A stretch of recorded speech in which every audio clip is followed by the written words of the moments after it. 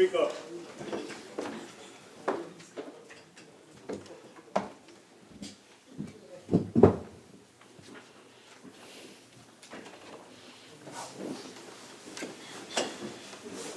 Member for Caroni Central. Thank you very much, Madam Speaker. I take this opportunity to make a contribution to the debate on this bill, an act to supplement and vary the appropriation of the sum, the issue of which was authorized by the Appropriation Financial Year 2018 Act 2017. The leader of the opposition, when she spoke, addressed frontally the strategy of the Minister of Finance and, to some extent, the government as a whole in coming into office in 2015, portraying a picture of totally depleted finances, addressing the issue of the lower production of oil and gas and the lower prices, and using that as justification for a very bleak and stressful economic and set of financial impositions on the population. And then taking the opportunity now with the production of natural gas that is becoming clear and evident, to say that they had in fact held good stewardship of the finances and the economy, and that we were now reaping the benefits of that because of their good work. And the leader of the opposition tried to show that in fact the picture was not as rosy as the Minister of Finance was claiming, that a lot of the good work that had resulted in the increase in gas production had in fact been done under the People's Partnership. And secondly, that the bleak picture that they presented to the population after we demitted office was a narrative that they wove in order to get to this point. Because when they came in office in 2015, this rise in the production of gas, if not the rise in prices, would have been predicted. It would have been a known quantity.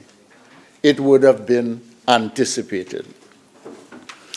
And she made that argument, and I want to say that, you know, in a court of law, the objective is to deliver justice based on the examination of the facts of evidence. And in court, each person being cross-examined is required to take an oath swearing to tell the truth. If you don't tell the truth and you're found out, I mean, there's something called perjury. The judge or the magistrate determines the guilt or innocence, and they direct against any distractions. If there is a jury trial, the peers on the jury get involved. If there is plea bargaining, then the admission is that perhaps you won't get full justice, but you settle for what is possible. And then, of course, the press reports, and there's the court of public opinion. People decide that, well, the verdict was fair or not, but that is public opinion. Against this background, therefore, it is useful to examine the run-up to the presentation to this mid-year review. And I want to say, coming as it is now, 2.5 years into the term of this government, it is now a midterm review as well. And as the duty requires us to examine the context as well as the content. But because the House of Representatives consists of a body of men and women who represent others and who represent the public interest. We also have an obligation, Madam Speaker, to address the impact on our constituency, or constituents, the citizens of Trinidad and Tobago, and particular segments of the economy as well. So I want to say before I proceed that I know that the Honorable Prime Minister is proceeding to China. And I read in the newspapers yesterday that he had made some remarks about local contractors, indicating that they had to get step their game up because he was suggesting that the quality of their work, the level at which they function, was perhaps not as acceptable as they should be. And I want to say, as a representative of the people on behalf of the contractors, and to the Prime Minister in good faith, that I hope his visit to China will not result in contractors in Trinidad and Tobago not being able to benefit from any projects that take place in Trinidad and Tobago.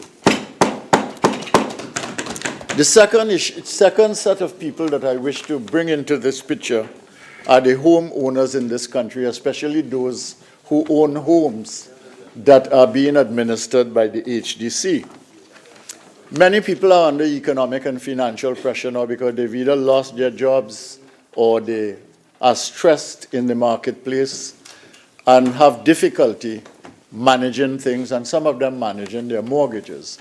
But I want to make a plea on behalf of three sets of people who hold mortgages with the HDC. These are pensioners who get an income of about $3,500, people who are on public assistance who get an income of about $1,800, and people with disabilities who get an income of about $1,150. And I want to say that sometimes it is just impossible for these people to be able to meet their obligation, which the HDC. I don't think any government should take the position that, well, if they can't meet it, they should not have a roof over their heads.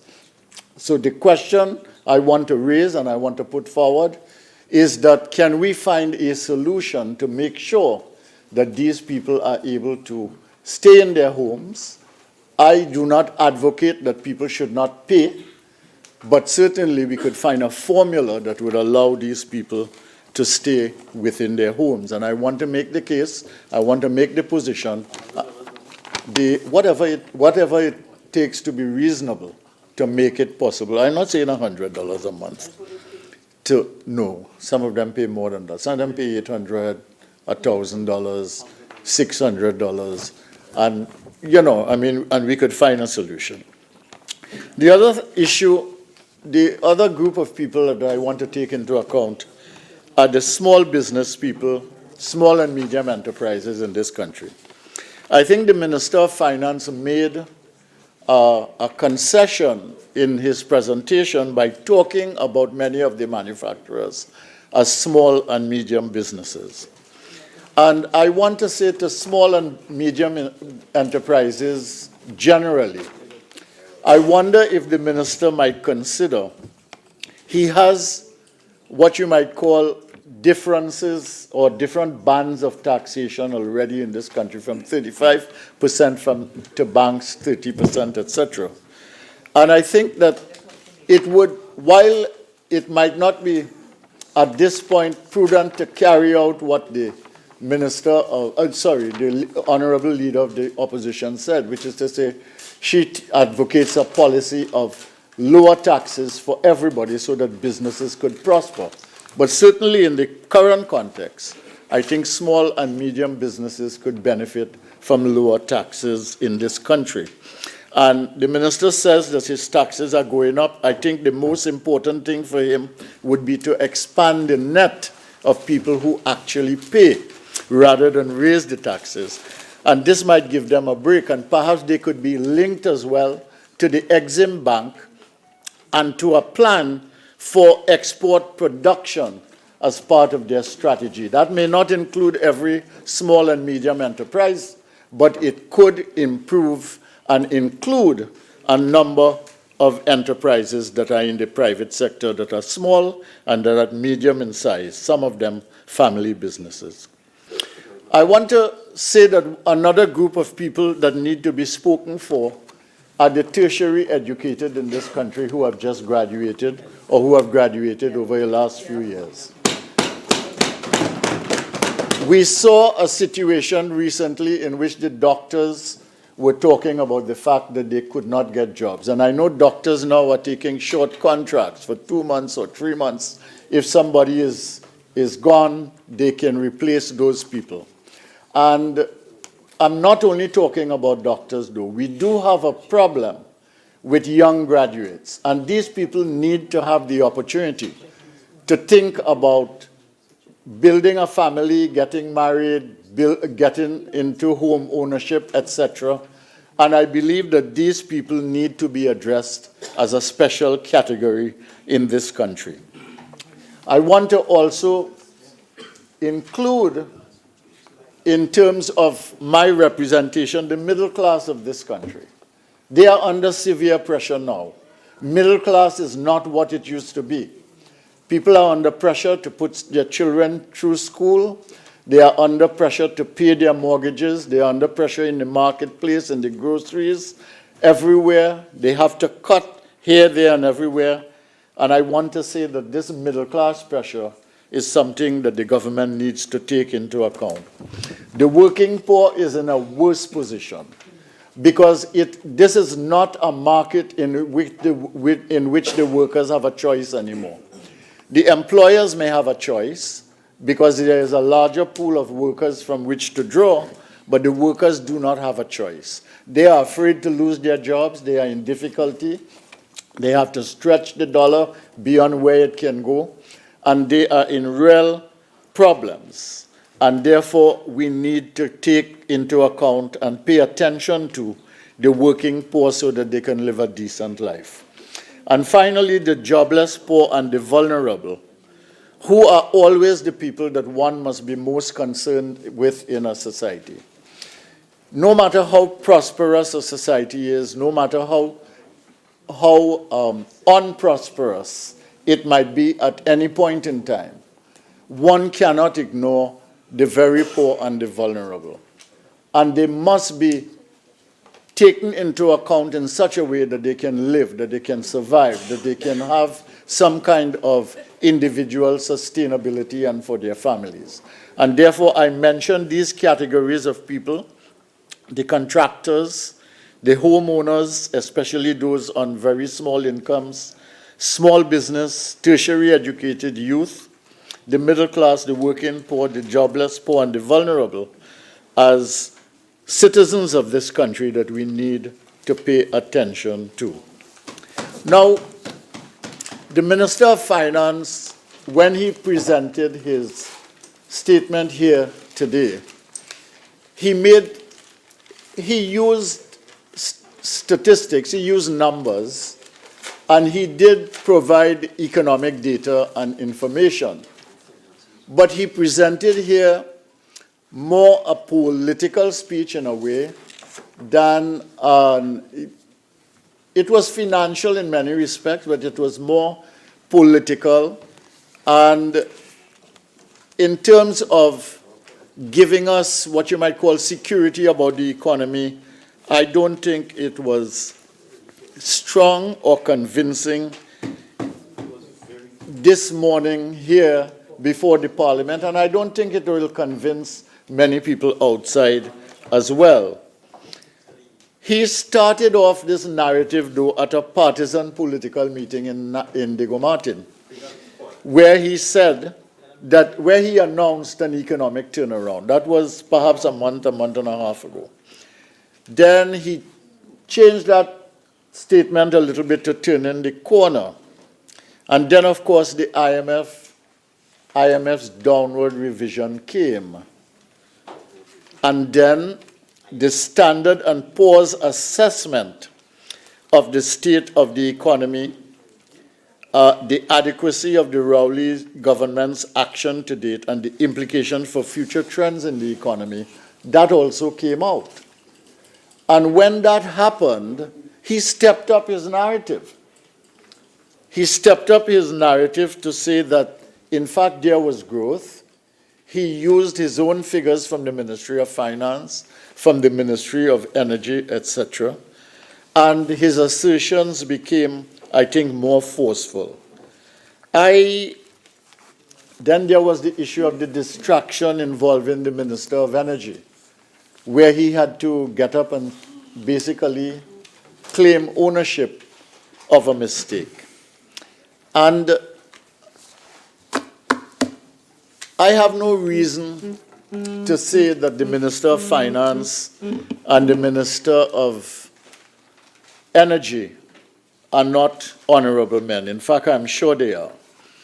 But it doesn't give us comfort when we have situations like that disputed by the international agencies that are meant to monitor and give security to us when we see the numbers. And therefore, this morning, or this afternoon now, I feel that we are in some difficulty in taking the numbers and the statements and the claims and the upbeat tempo of the minister's presentation seriously. Not because we love bad news. I wish everything that you said was true, Honorable Minister. I wish that we were in a period of growth.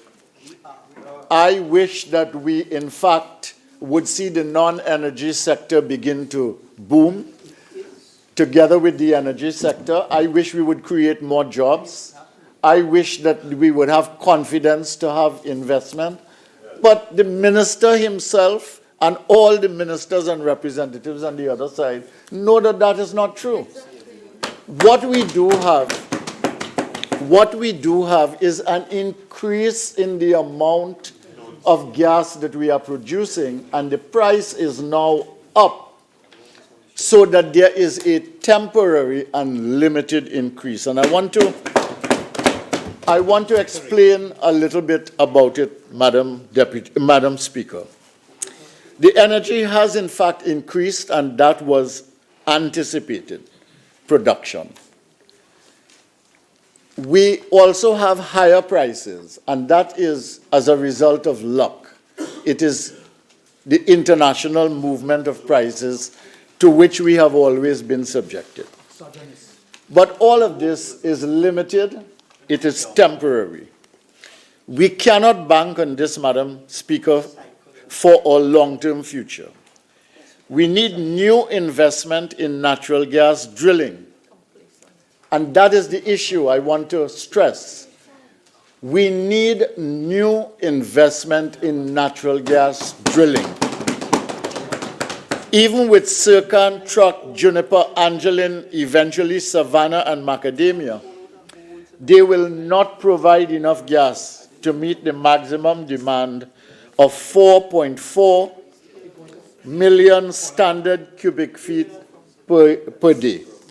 Now, I say that on purpose because I heard both the member for St. Anne's West, I didn't hear the Minister of Finance say this, talk about numbers over 4 million standard cubic feet, but not as high as 4.4. And that is part of the issue, because the production that we have now will reach close to that and begin to decline. I heard the Minister of Finance say that it would increase until 2023. Did I hear you right, Minister of Finance? And the information that is available from the gas supplies from the fields already paid for, so to speak, that is not going to take us higher up after 2019. And there is an issue, which is to say it will peak at 2019 and begin to taper off thereafter. And I want to warn the Minister of Finance. No. I want to warn the Minister of Finance out of patriotic duty. Contrary to what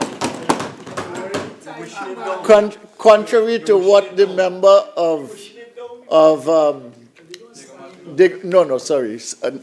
for Spain North Sentence West, contrary to what he was suggesting, out of patriotic duty, I want to warn, not only is this short-term and temporary, but it will peak in 2019. It will not keep moving up after that, and we should be concerned about it. So the good news might not be so good news after all. So the best that we can say about the good news is that we have gotten a natural gas boost. I concede that. But that was due to the decisions between 2011 and 2014, as the leader of the opposition pointed out. And those decisions made sure of that. And it was anticipated. But this boost is both limited and temporary. So we must get on with the job, Madam Speaker, both in the energy sector and in the non-energy sector, because we have a little more gas and a little more cash flow, but we are still in a bad place, and it requires work and action and a clear plan to get us there. And I want to say, managing the economy is more than cash flow. And management of government business is less than management of the nation's business. I want to point out those two things because what is required of the government is management of the economy, not just the cash flow. And what is required of the government is to manage the nation's business, not just government business. So our non-energy sector, Madam Speaker, is in steep decline. And the numbers for this sector continue to decline further. And no amount of high energy assertions by the Minister of Finance is going to change that reality right now. Let me remind the citizens of this country that the decline for the whole economy was minus 6% in 2016. It was minus 2.3 last year, and it is now projected by the IMF as 0.9% for 2018. I will not argue about projected growth figures because they could change. We will know at the end of the year. But the Minister of Finance has given us his own figures. Reported, he has said 1.5 to 1.8. And he bases this on numbers from the Ministry of Finance. Now, the Minister of Finance has admonished this House on several occasions that the only official source of statistics is the Central Statistical Office. I remember once in 2014, we brought a review of the economy here, where the CSO was slow in the determination of the GDP for that year. And the Minister of Finance used numbers from the Ministry of Finance, the Ministry of Energy, and the Central Bank. And the Minister of Finance, then a member of Parliament here, went to town on the Minister of Finance for using figures that were not CSO figures. I cannot imagine on what basis he can pull figures out of the Ministry of Energy and the Ministry of Finance and come here and tell us that we can expect such and such a growth during the course of 2018. Now, what we have here is an attempt by the Minister of Finance to make things seem better than they are. And I want to concede, Madam Speaker, that the gas is more, that the price is higher, and in terms of cash flow, we are better off. But it is not the story that the Minister of Finance is telling. He wants to make things better than they are, and that is the source of the problem. Because it's not just the IMF and Standard & Poor's, but business leaders business leaders, both big and small. I just looked at my WhatsApp here in one of the things, and a couple of people from the business sector sent me WhatsApp to tell me that they heard the Minister of Finance and they find the rosy picture somewhat incredible. All right? They are hoping, of course, that he's right.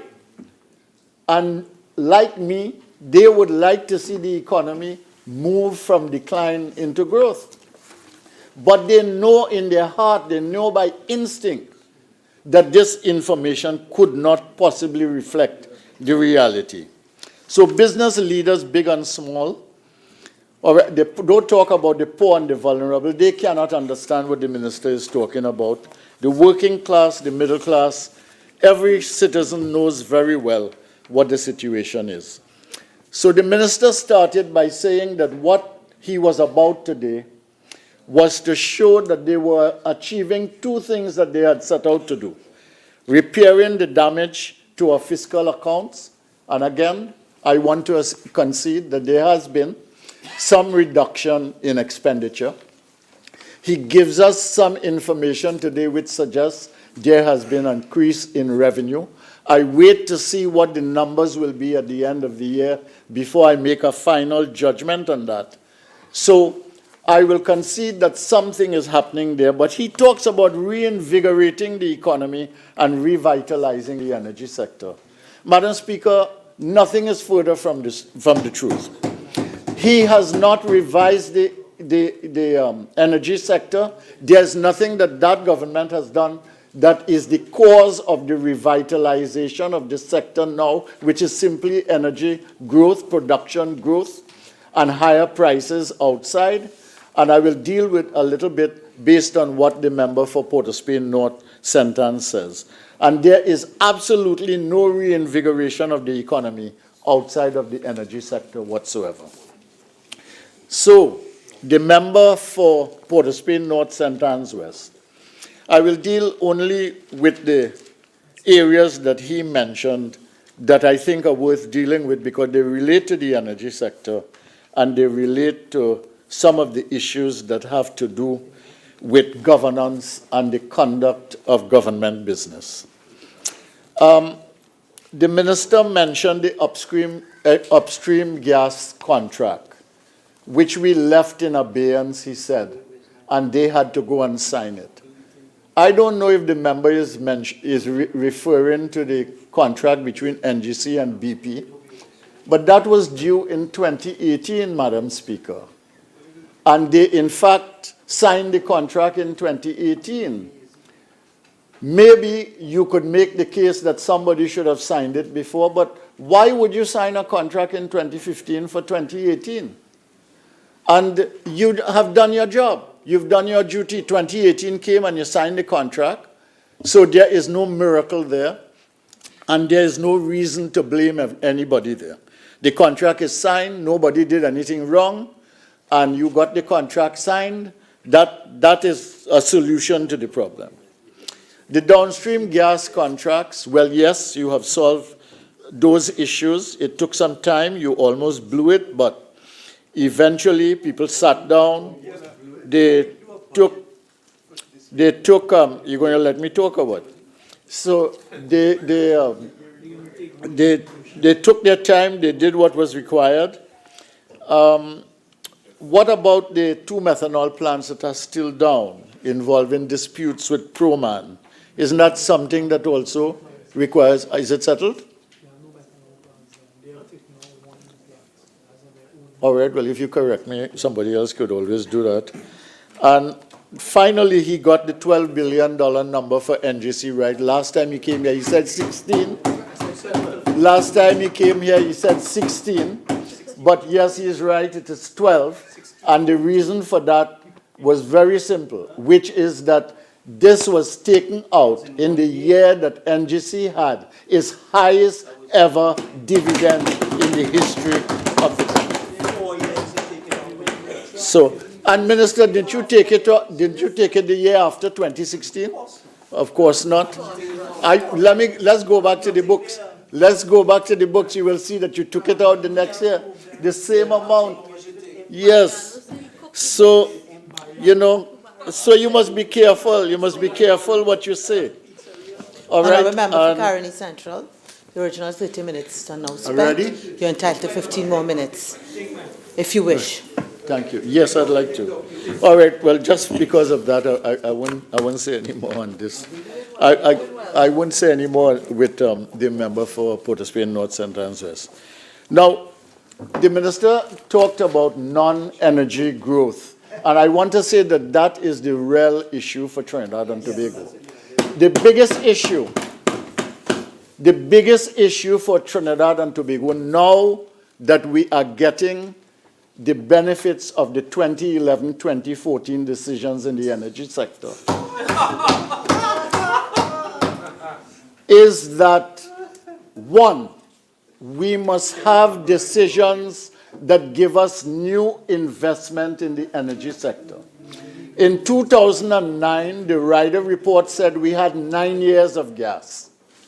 Because of 2011-2014 decisions, we now have 20 years of gas. And what we need are decisions to give us another 30 years of gas in our own waters. And that means bringing negotiations to completion. And we should not think about Venezuela at all. Nothing happening in Venezuela until the Maduro situation is settled in Venezuela. But let me tell you what's happening in the non-energy sector. Agriculture, the decline in agriculture was minus 15.1% in 2016 and minus 2.8% in 2017. Well, I cannot get 2018 numbers. Where will I get 2018 numbers from agriculture? You are the CSO. Don't be distracted. Yes, okay. Please. Sorry. Don't be distracted. The manufacturing, the decline in 2016 was minus 7.4. It was minus 9.4 in 2017, Madam Speaker. I don't know what the minister is talking about. Construction was minus 5.2 in 2016. It was minus 4.8 in 2017. Finance and insurance grew by 7.6% in 2016, but only by 4% in 2017. And despite the BPOs that he talked about with Scotiabank, it is very difficult to see how that financial sector is going to continue to grow without new inputs, new investment in it. The unemployment rate is now 5.3 and climbing based on second quarter reports for 2017. The GDP has declined. He says that the GDP is rising now, and that will change the debt to GDP ratio. I will believe him when I see it at the end of the year. So I won't deal with the debt to GDP ratio. I think we still have a serious foreign exchange problem, notwithstanding what you say, but I will go on. We have a social challenge with the unemployment, the poverty, the loss of jobs. It's a real problem. And we have a problem with the aversion to ideas as well and independent thought. If you are a policymaker and a member of the cabinet, Madam Speaker, and you know that gas will peak in 2019 for the period 2017 to 22, and that it will not fully meet demand, as I just pointed out, I would think that would be a major source of worry, although with cooperation, solutions can be found. This gas-driven growth will take us to 2.1% growth eventually. But for 2018, the non-energy sector will remain negative as it will in 2019. So that I dispute the Minister of Finance's assertion that we are going to have non-energy growth. If we do nothing now in the non-energy sector, the economy's current account balance will not improve. Borrowing will become the temptation of the first resort. I want to warn. Rising interest payments and growth based on temporary gas will only make it difficult to make our debt commitments. And contrary to what they say, notwithstanding all the good news, we could still have the IMF at our door. There are therefore 4 urgent imperatives that I want to identify. Fiscal consolidation, like yesterday, the minister talked about that. I imagine he is in the process. Decisions to stimulate energy investment, new energy investments now. Export earnings from diversification from non-energy sources. Import reduction and production geared towards import substitution. And I noticed when the member for Port of Spain North, St. Anne's West spoke, he didn't mention the one big construction project we brought to this country in energy, which is the Mitsubishi project, which will bring us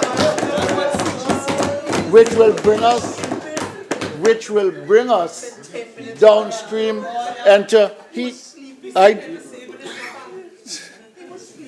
I know when he went to Japan, and I don't want to deal with that because last time he got vexed with me. And the member for Port of Spain North, St. Anne's West, I don't like to quarrel with the member for Port of Spain North, St. Anne's West, and I don't want to unnecessarily get him upset. But the truth is that we brought that investment here.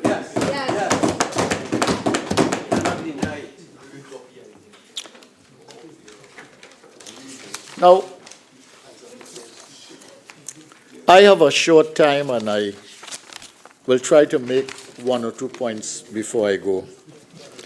The first thing I want to point out is that the capital expenditure trends in 2013-14 we had 8 billion, 14-15 7 billion, 2015-16 4 billion, 2016-2017 3 billion. And we have now reduced it by what we did here during the Finance Committee by 800 million. So we have taken 5.1 billion down to just over $4.3 billion. And one of the problems we have, Madam Speaker, is that you have investment neither in the private sector nor in the public sector, in fact. And this is a major source of difficulty. I mentioned the manufacturing figures already, so we will leave that for now. So, Madam Speaker, these days, given the present economic circumstances, the financial challenges that most people face, and notwithstanding the good news and the buoyancy of its presentation by the Minister of Finance, these days one can see the strain on everyone's face and one can see the drain of energy that subdues the human spirit in Trinidad and Tobago. No one has to make an effort to curb the enthusiasm of the ordinary citizen. Everywhere, enthusiasm of the citizen is curbed. Madam Speaker, these gentlemen in front of me are speaking all the time on this table. Honourable members, please, let's respect the standing order and allow County Central to make his contribution. If people are having difficulty paying attention, I'm sure they could exercise their attention otherwise and then revert here when they feel they can. County Central. Thank you. The financial situation is improved, Madam Speaker, it is true, because of additional gas revenue in terms of cash flow. But the fundamental question is, will they spend it willy-nilly, or will they put it in the Heritage and Stabilization Fund, or take a decision to deploy it to productive purposes? It doesn't give us hope that they took the IDF money and put it in recurrent expenditure. Will they work out a plan of action? Do they know how to get us out of the recession and re-stimulate the economy without the current gas flows? In other words, can other sectors of the economy be stimulated? The economy of Trinidad and Tobago, notwithstanding the good news of the minister, is largely in shambles because confidence is shot. That is the main reason. And because, first of all, people cannot see any coherence in government thinking.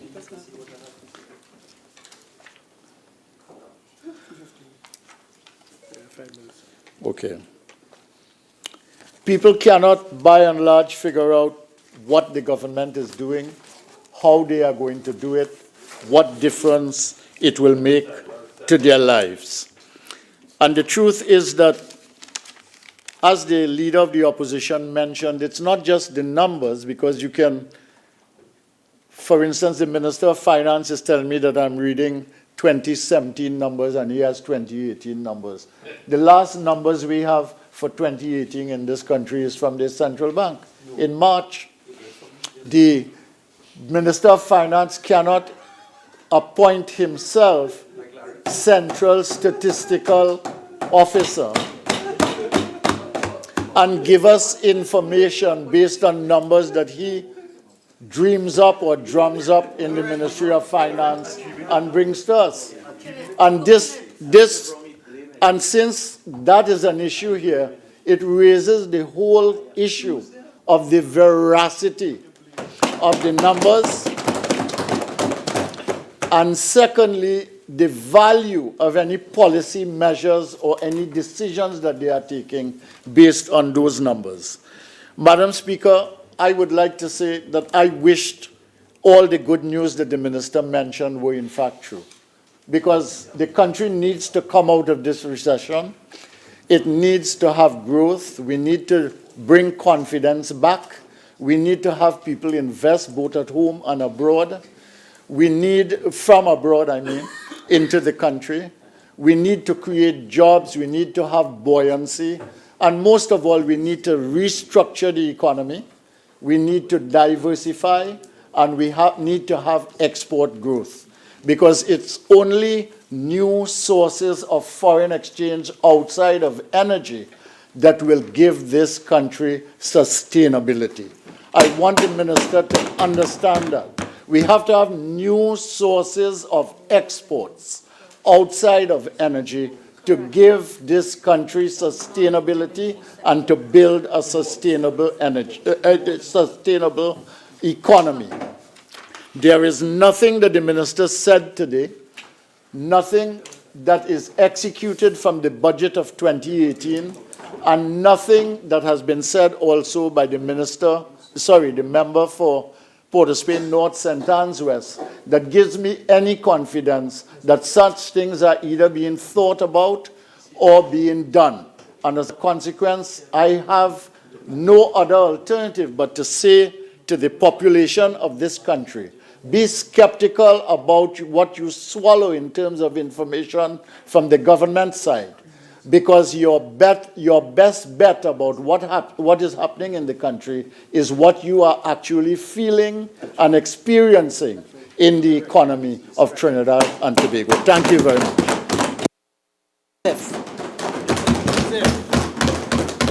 Many thanks, Madam Speaker. Madam Speaker, it is an absolute honor and pleasure to be part of this government, led by this Prime Minister, and having this member for Digger Martin Northeast as Minister of Finance.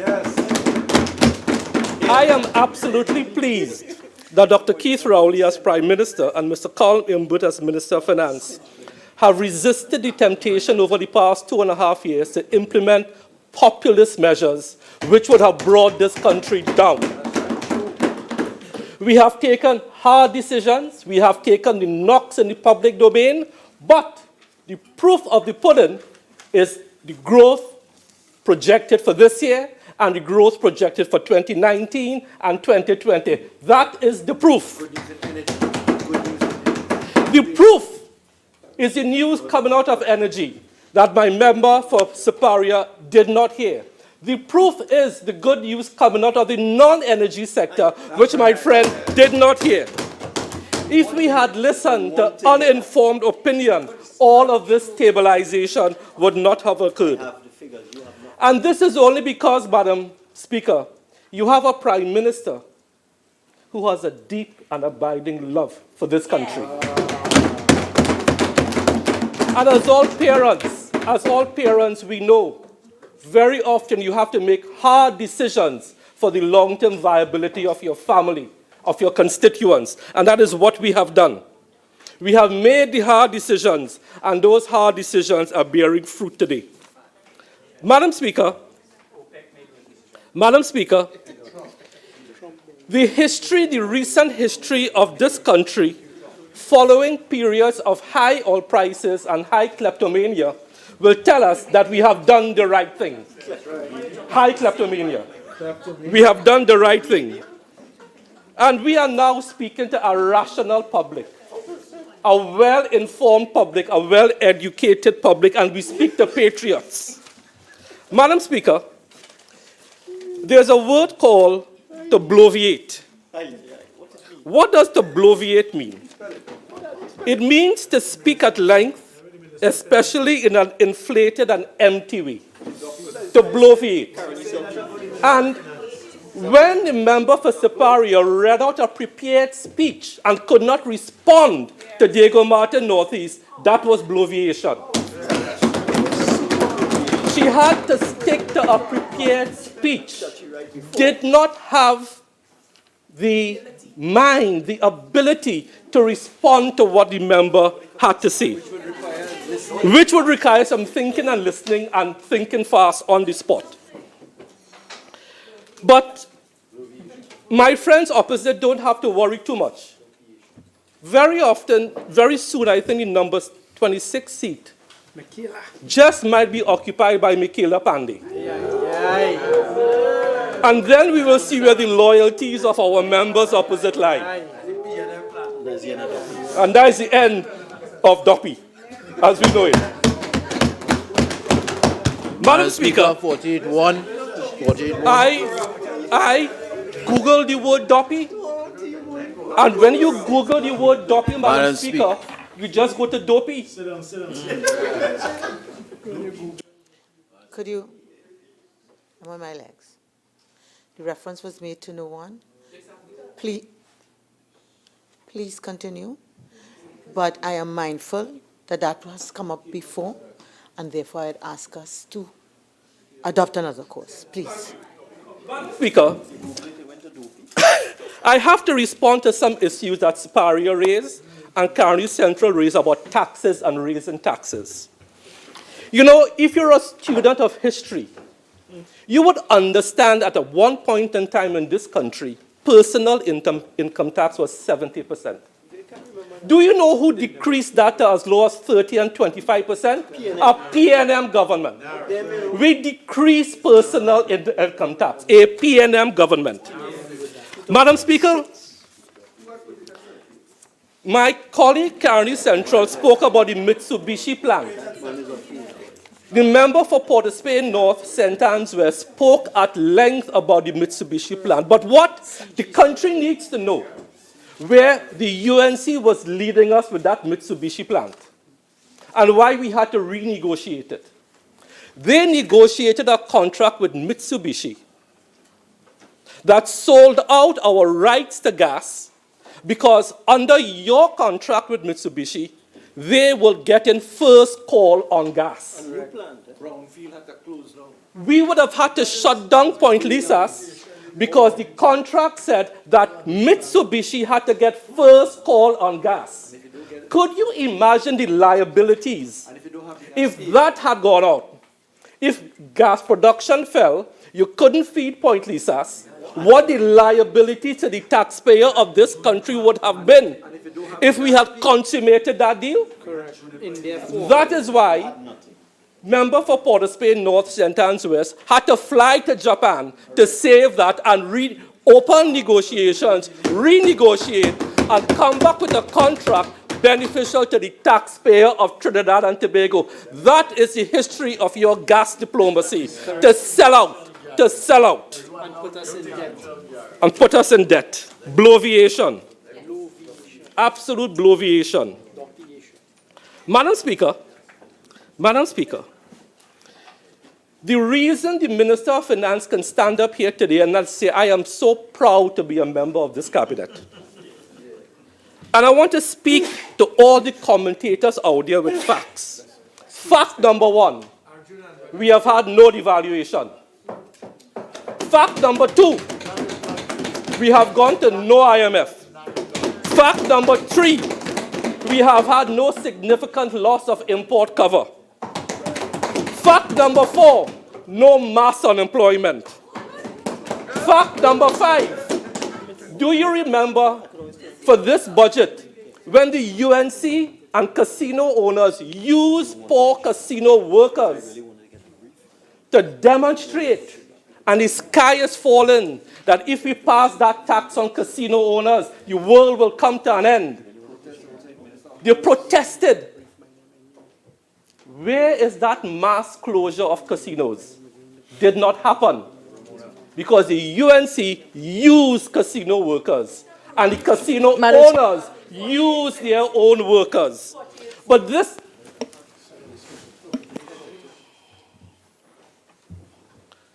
you have got to be kidding.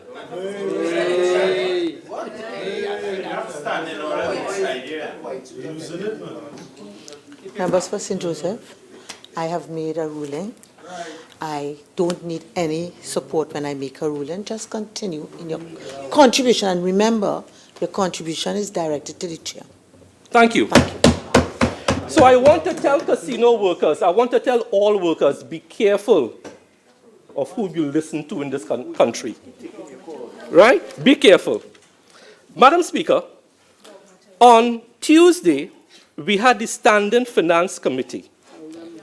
And in the Standing Finance Committee, one of the big issues was this government is going into the Infrastructure Development Fund, taking monies to put it into recurrent. And the world is coming to an end.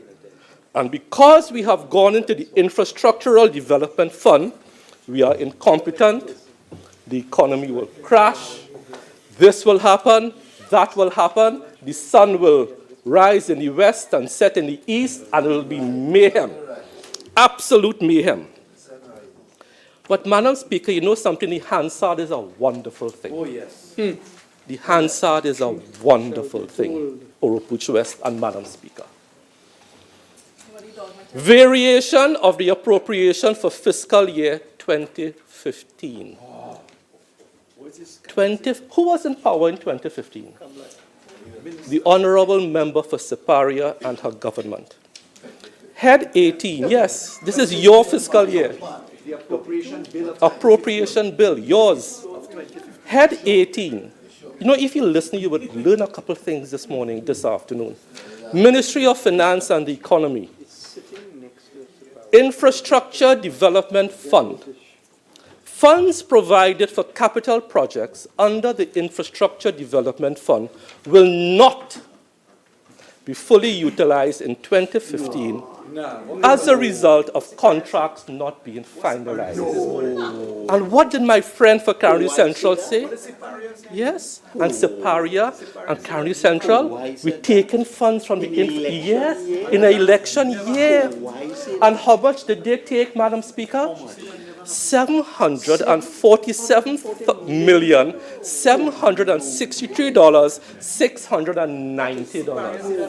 $750 million, and Siparia say that never happened. They have a calypso, you're here? You're here? On truth. On truth. And what were they going to use this money for, Madam Speaker? You would have heard a song and a dance in the Finance Committee that $20 million was going to Tobago to do what? To build agricultural access road. They don't want Tobago, under this government, to get $20 million to build road. But when you look at the variation, do you know what the then Tobago House of Assembly was getting to give to two Tobago MPs, the Honorable Vanilla Allen Toppin and who was it? Mr. Delmon Baker. You know how much was going there? $110 million. Wow. What? Hypocrisy, right? You know how much money they took from energy in 2015? $693 million to put into recurrent. Serious? It is astounding, but the member for County Central has the gall, has the temerity to say he is not confident now that the money we are taking from IDF will be used properly. But when you did it, no big thing. This is your figure, sir. And they were going to take $410 million to put into something called a constituency development fund. All you remember that? Where they were going to give in an election year 41 MPs $10 million each to spend as they see fit. And we warned them not to do it. We warned them not to do it. That is what they were going to do with the money. Give every MP, and we told them, give the money to local government. Let them fix drain. Let them clear courses. But that is corruption. That is corruption. So they raid the IDF. Madam Speaker, let us talk about health. The member for Siparia brought up two issues. No CDAP and no CLF, and doctors unemployed. Let me deal with all three things frontally. You know, whenever the UNC talks about health, and every group of people in this country needs to have their voices heard. Doctors, nurses, lawyers, everybody. Not a problem there. But when they talk about health, you know who they never talk about? The patients. They never talk about the patients. Never. So let's deal with CDAP.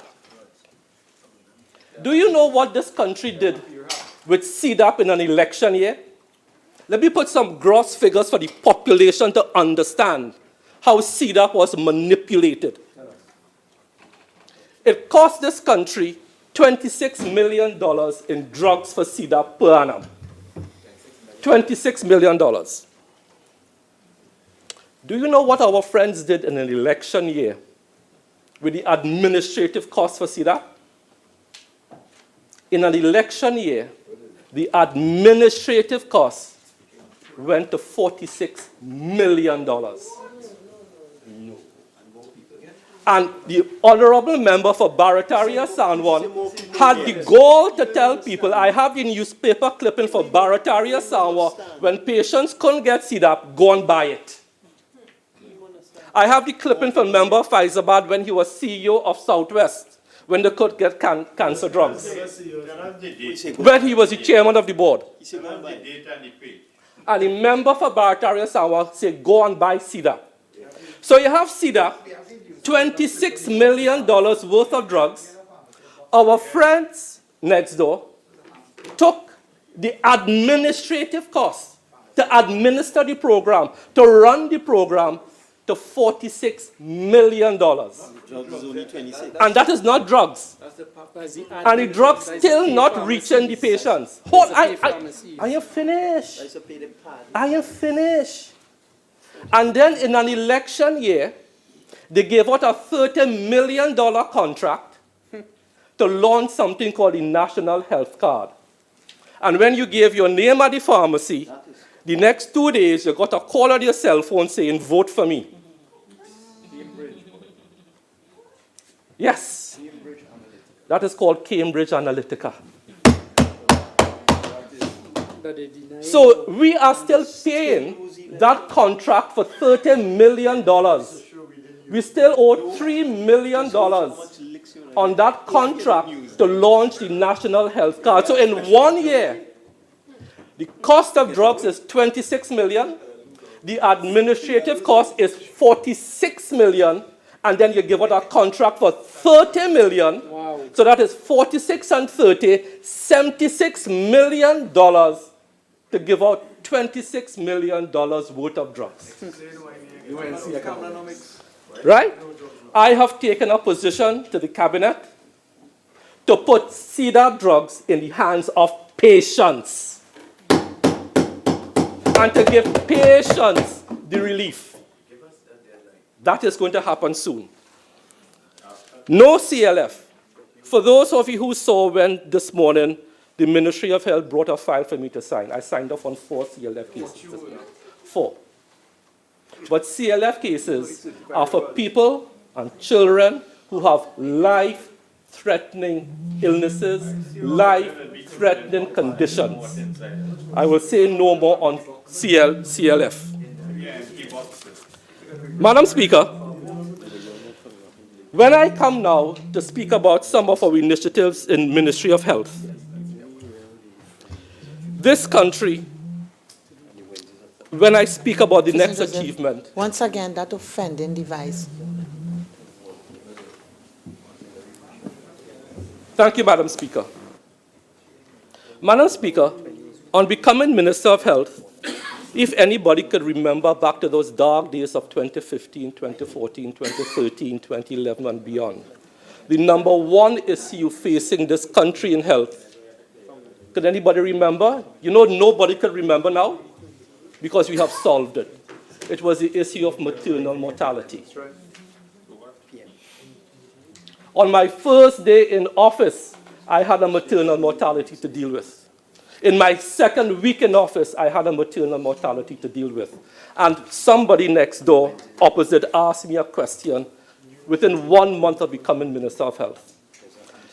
And in the crosstalk, I said, I will do something about it. And the member of Superior said, you could solve that? I said, yes, watch me. Madam Speaker, within 6 months of attaining office as Minister of Health, we have brought maternal mortality rates down. Down. Yes. Yes. And you know what is so sad about that? You had a health commission set up under Mr. Vasan Bharat, which included Carney East, Dr. Tim Gopisingh, who never wastes time to tell us what an excellent obstetrician he is, how much people he lectured to, how much patients he had. You had the chairman from Faizabad, who was an excellent obstetrician. You had a member of Oropuch East, who was there. Carney Central. Oh, you're backing off from it now. Shogunas East was on that. There was no commission. And you know they couldn't do it? Never called a commission. National Health, whatever. No, never do. They could not bring down maternal mortality rates. We did it. How did you do This government, by policy, training, and engaging PAHO. That's how we did it. And we did not spend a cent. Right? You could have done that. But the member for Faizabad, who was an excellent obstetrician, who was the chairman of Southwest, and a member for Carney East, who was an excellent obstetrician, who wastes no time telling this country how good he is, they couldn't do it.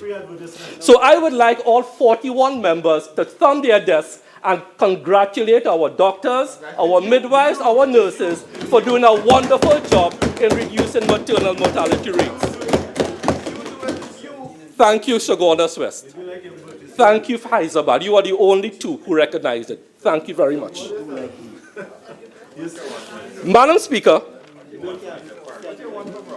we want to know what else we are doing. Madam Speaker, it is no secret that this country never addressed its obesity problem, its diabetes problem. And in zeroing in to maternal mortality issues, we are now going to have a national plan. It has been done piecemeal. I think Southwest did it. We are going to have a national plan for gestational diabetes. That is diabetes in pregnancy, because that is a cause of maternal mortality. But, Madam Speaker, I want to mention one more thing about maternal mortality, and the Attorney General can bear me out on this. I hate it when we refer to Mount Hope as Mount Hopeless when it comes to maternal mortality over the years, because the story of Mount Hope has not been told, and I'm going to tell it. The story of our public institutions when it comes to accepting patients has not been told. And you all will be shocked to hear what I'm going to say next. In this country, Madam Speaker, we have about 17,000 live births per year. 17,000 babies being born, 17,000 pregnancies, roughly. Of that, 90% takes place in the public health sector. Only 10% takes place privately. But do you know that all the difficult cases that the private sector does not wish to handle. Do you know where they send them? To the Port of Spain Maternity Hospital, to Mount Hope, to Grande, and San Fernando. And very often, we get those mothers in their last trimester with serious complications. And the doctors and the institutions in the private sector no longer want to handle them. The Attorney General, he could tell you, he had to call me in a panic last year. Somebody he knew was being refused treatment. Could I accept it? I said, no problem, we'll accept it. All the difficult cases, do you know where they come to? The public healthcare system.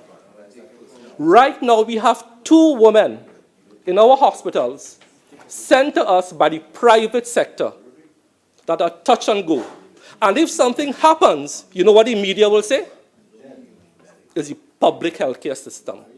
Not knowing that all the difficult pregnancies are sent to us. And we don't refuse. We can't refuse. So when we speak about the public healthcare system, especially when it comes to maternal mortality, understand what we are talking about. We are talking about a system that refuses no one. We are talking about a system that accepts everybody. And very often we get them in their last month of pregnancy with no records, no patient history. And we are expected to bring that pregnancy to a successful end. We get no records.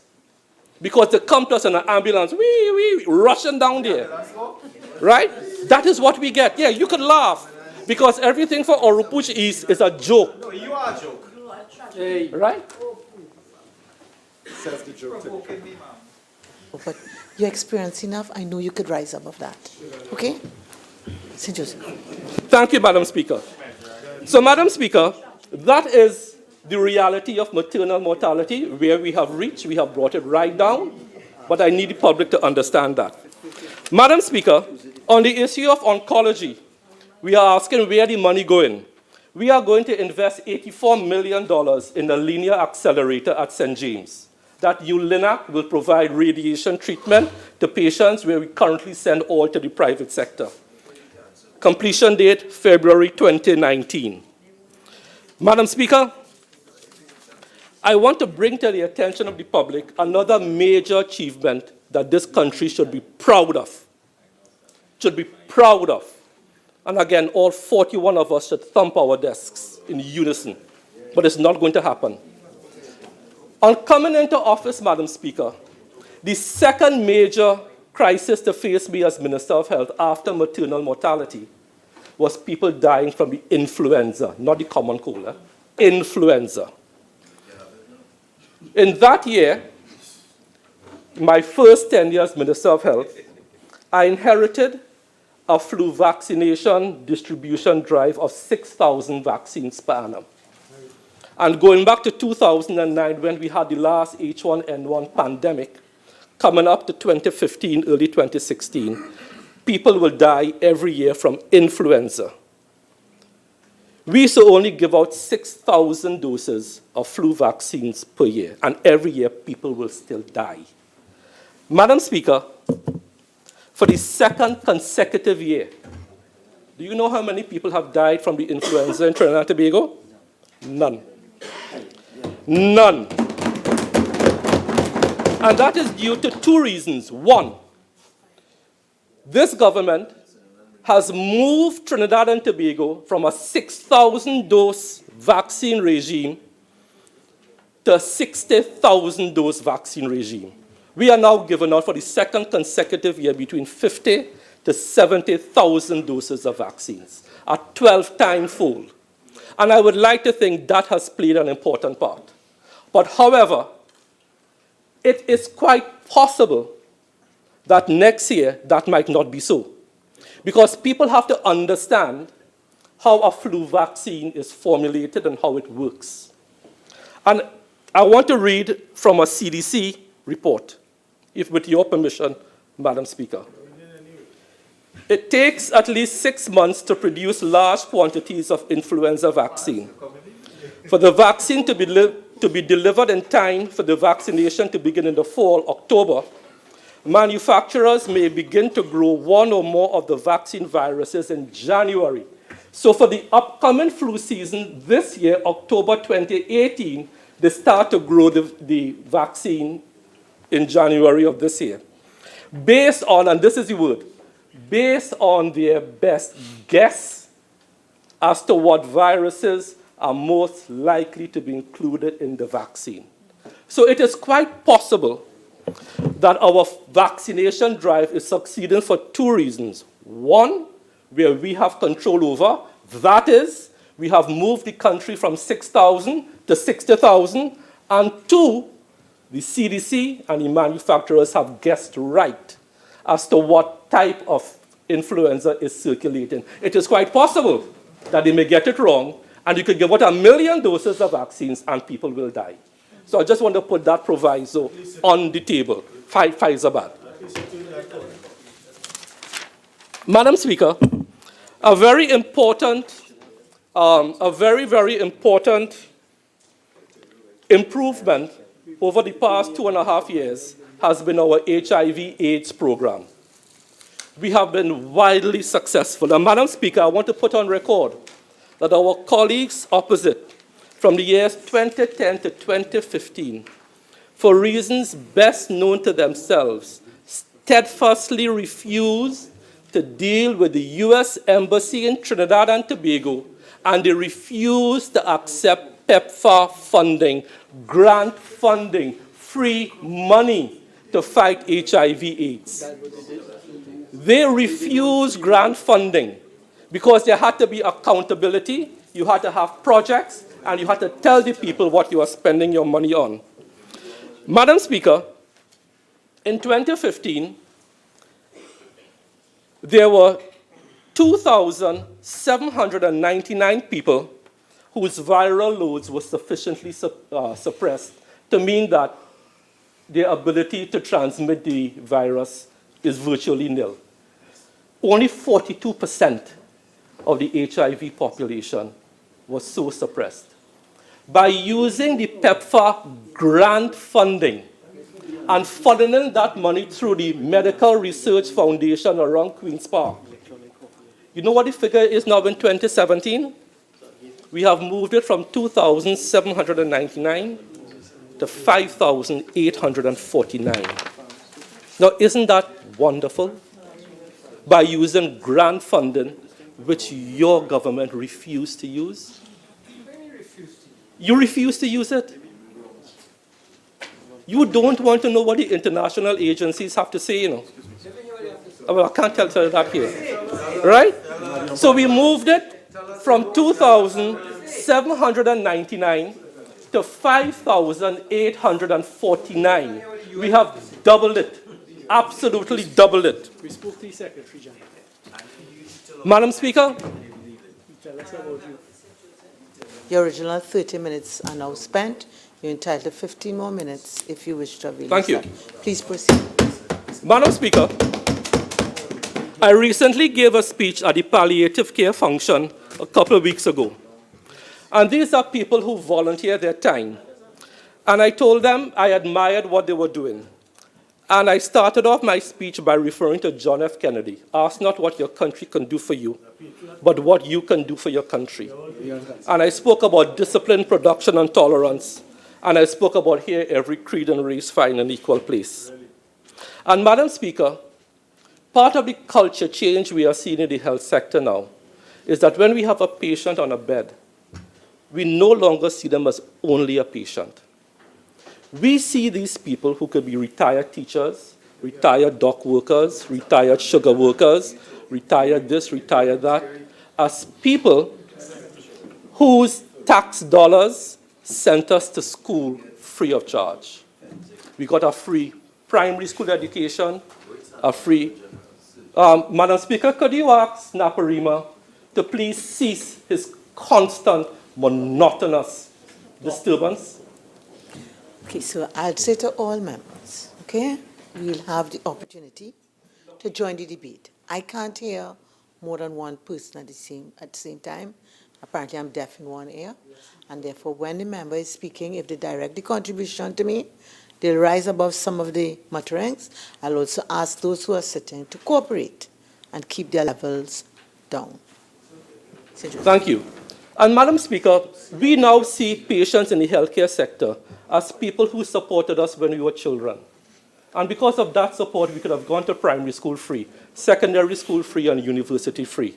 And now it is time for us as healthcare professionals to give back to these people.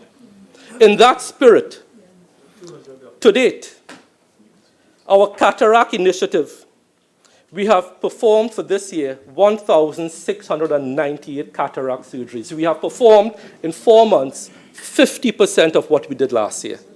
In 4 months. Fantastic achievement. And for that, I want to thank the following. At Northwest RHA, Dr. Janki Sesnarain and head nurse Annalie Peters. At North Central RHA, I want to thank most sincerely Dr. George Hanuman Singh and nurse Duke. At Southwest RHA, on behalf of citizens of Trinidad and Tobago, I want to thank most sincerely Dr. Anil Amugam and nurse Cecilia Marcus. At Eastern RHA, I want to thank Dr. Shianan Ramdeen, Dr. Robert Fraser, and nurse Ashaki Adams. At Tobago RHA, I want to thank most sincerely Dr. Dorian Dwarka and nurse Annette Dick. This is the best of our professionals in the healthcare system, given back to people who send them to school free. Madam Speaker, I also want to thank Dr. Kelly Suku, Dr. Patrick Harnarain, Dr. Ravi Lala, who performed the 10-hour surgery to reattach the right hand at Southwest. They did excellent work. Excellent, excellent work. Madam Speaker, I now want to come to possibly the biggest fraud ever brought upon this country. The member for Oropouche West asked me a question last week about when last a structural report was done on San Fernando General Hospital. And I said the last report was in 2009. But do you know Oropouche West? That report also spoke about Central Block in Port of Spain. And that Central Block in Port of Spain should be immediately rebuilt. But do you know what our colleagues did next door, opposite? Nothing. Nothing. They told healthcare workers in Port of Spain, too bad for you. We don't care about you. Let the thing fall. This Prime Minister took it upon himself with my assistance to start the process rolling to build a new Central Block. But the big tragedy in all of this was all the untruths told about the Couva facility. Untruths. Untruth number one, that Couva was supposed to be a loan or a gift from the Chinese. Not true. We are paying for it. Untruth number two, that hospital was going to be built in the constituency of Chaguanas East together with a mall and a hotel. Untruth. Untruth number three, it was going to be the country's first children's hospital. Not true. The Wendy Fitzwilliams Children's Hospital is the first children's hospital and has never been more than 70% utilized in this country.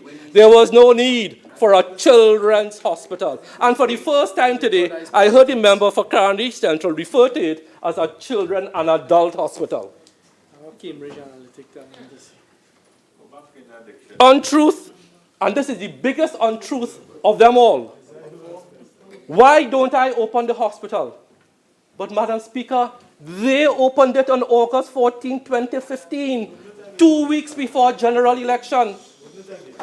So how could I open something that you opened? And you know, whenever the media asks me when I'm going to open the hospital, I say, why don't you ask Siparia why she closed it? You opened it on August the 14th, and you shut it down on August the 14th. Not one patient treated. But you have the audacity to ask me when I'm going to open Hoover. They open it, when it was still a construction site, to win an election, and then asking me when I'm going to open it, when they open it and shut it down on the same day. Untruth next. At a Monday night forum, the honorable member for Superior said, I'm moving out equipment. I think the member for Faizabad was a member of a joint select committee that visited the facility. Did I move any equipment, sir? Yes. Right? The answer is no. Answer is no. So you have the 7 deadly sins. You have the 7 deadly untruths about Hoover, and I expose our friends next door, especially for Superior, who built that facility to deify herself. Madam Speaker, I want to come to the hospital construction program. Remember, the Minister of Finance spoke about the 2 hospitals. Port of Spain, Point Fortin Hospital is 46% complete. Arima Hospital, 44% complete. But there are going to be jobs, opportunities. But not only for doctors and nurses, because we tend to focus on that only. I want to tell people of Point Fortin, La Brea, Sobo Village, people in Arima, Grandi, Samaru Village. There will be opportunities for you in the area of health records.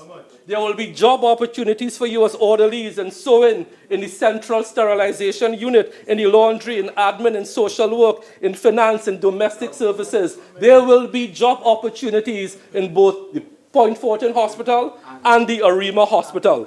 Jobs, opportunities. Madam Speaker, a tragedy in this country again, which we are correcting, is the state of our neonatal intensive care units, called NICUs. All of us know about intensive care units for adults, ICUs. You put an N in front of it for neonatal, young babies, NICUs. We have upgraded San Fernando. 6 more minutes. So they now have a better NICU, but we are going to go out to build a brand new one. That will bring our infant mortality rates down. Do you imagine that Sangre Grande Hospital never had a NICU? We have built one. We have upgraded the Port of Spain NICU to one of the best in the Caribbean now. And we are going to start to do some work, hopefully, with Mount Hope Women's Hospital NICU. Because 2 of the markers that the World Bank, WHO, and UN will judge us on is our SDG goals to be achieved by 2030. And 2 of the markers are the impact we will have on maternal mortality. We are far advanced in that now. And 2, our impact on infant mortality rates. Our infant mortality rates are currently 12.6 per 1,000 live births, which isn't bad. But I would like to think we could get that down to high single digits within 2 to 3 years. That is the objective. And the same way I work to get maternal mortality rates down to developed country status, we're already there. I want to work to bring infant mortality rates down to high single digits within about 2 to 3 years. And that is something this country could be proud of. Because we have our SDG goals to achieve by 2030, but we missed the MDG goals, the Millennium Development Goals, which ended in 2015. We missed our goals on both maternal mortality and infant mortality. We have already made rapid progress to our SDG goal for maternal mortality, and we will do so for infant mortality by 2030. So, Madam Speaker, in San Fernando, expansion of the lithotripsy services, $4 million investment. We have converted the old Ward 14 to a new hemodialysis unit with 14 chairs. Investment of $1.7 million. ERHA, new CT scanner, investment of $7 million. Electrical upgrade to Eastern, it's an old facility, $6 million. 3 new ambulances brought here because there's a rural area, they need more ambulance coverage. New generator for Toco, member for Toco Sangre Grande. So that health center is getting a new generator. We did leptospirosis sensitization in the river and Mayaro. We came down to Mayaro, as you member will know. Madam Speaker, this is one of the proudest achievements for Eastern. From 0 joint replacement surgeries, we have now gone to 41 in 2016. Could you imagine that? Wow. What that means to people in Toko, Grandi, Coal Mine, all them places? Yeah, we come in here, right? From 0 to 41. So these people don't have to go to the private sector again. So, Madam Speaker, those are some of the developments taking place in health. My file is too long. I don't have much more time. However, before I close, I want to say that this country is now facing all the challenges in public health. I don't think there's any country in the world where public health does not come under scrutiny. It's the nature of the beast, it's the nature of the game. But I think in some of the things I have outlined and what we are doing with maternal mortality, infant mortality, infrastructure, better drugs, fixing CDAP, I think we are in a better place as we move forward and we face the challenges one by one. With the last 3 minutes I have left, Madam Speaker, I want to talk about what should be the stellar moment in health. And that has to do with our non-communicable diseases program. All of us could agree that this country is a sick country when it comes to diabetes, hypertension, high cholesterol. And when you look at our hospital admissions, especially A&E, a lot of it is due to diabetes, uncontrolled diabetes, chest pain, and all of these things. And our wards and our bed space is taken up with people suffering from NCDs. This government has wisely signed up with the Inter-American Development Bank for a $49.5 million loan to tackle NCDs over the next 4 years. It started last year, and that will have long-lasting benefits. As I said during the Finance Committee, a future Minister of Health will reap all the rewards of this foundation we are laying today. Because to tackle NCDs, you are not going to get the results today. You are not going to get the results next month. You may start to get some of the results next year. Right? You may start to get some of those results next year. But the full effect of this NCD plan will start to be felt within 3 to 4 to 5 years as we get this country going. And one of the biggest manifestations of that was the banning of the sale of soft drinks in schools to start to protect our children and to break the cycle of childhood obesity in this country. It is a problem. And I urge parents to get your children active, to watch their diet, cut out all the soft drinks, all the fast foods, all the flour, I said fast foods, I'm not calling a brand. Do that.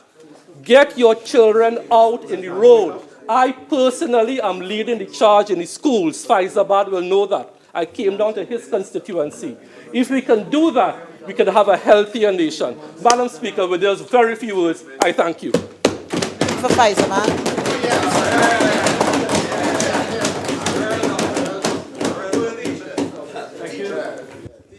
Thank you very much, Madam Speaker, for the opportunity to contribute on this bill, the Finance Supplementation and Variation of Appropriation Financial Year 2018 Bill 2018.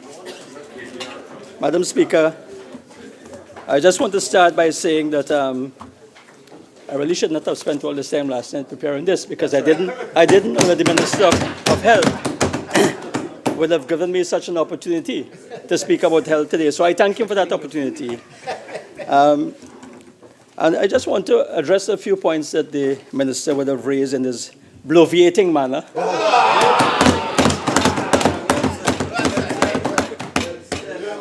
And Madam Speaker, and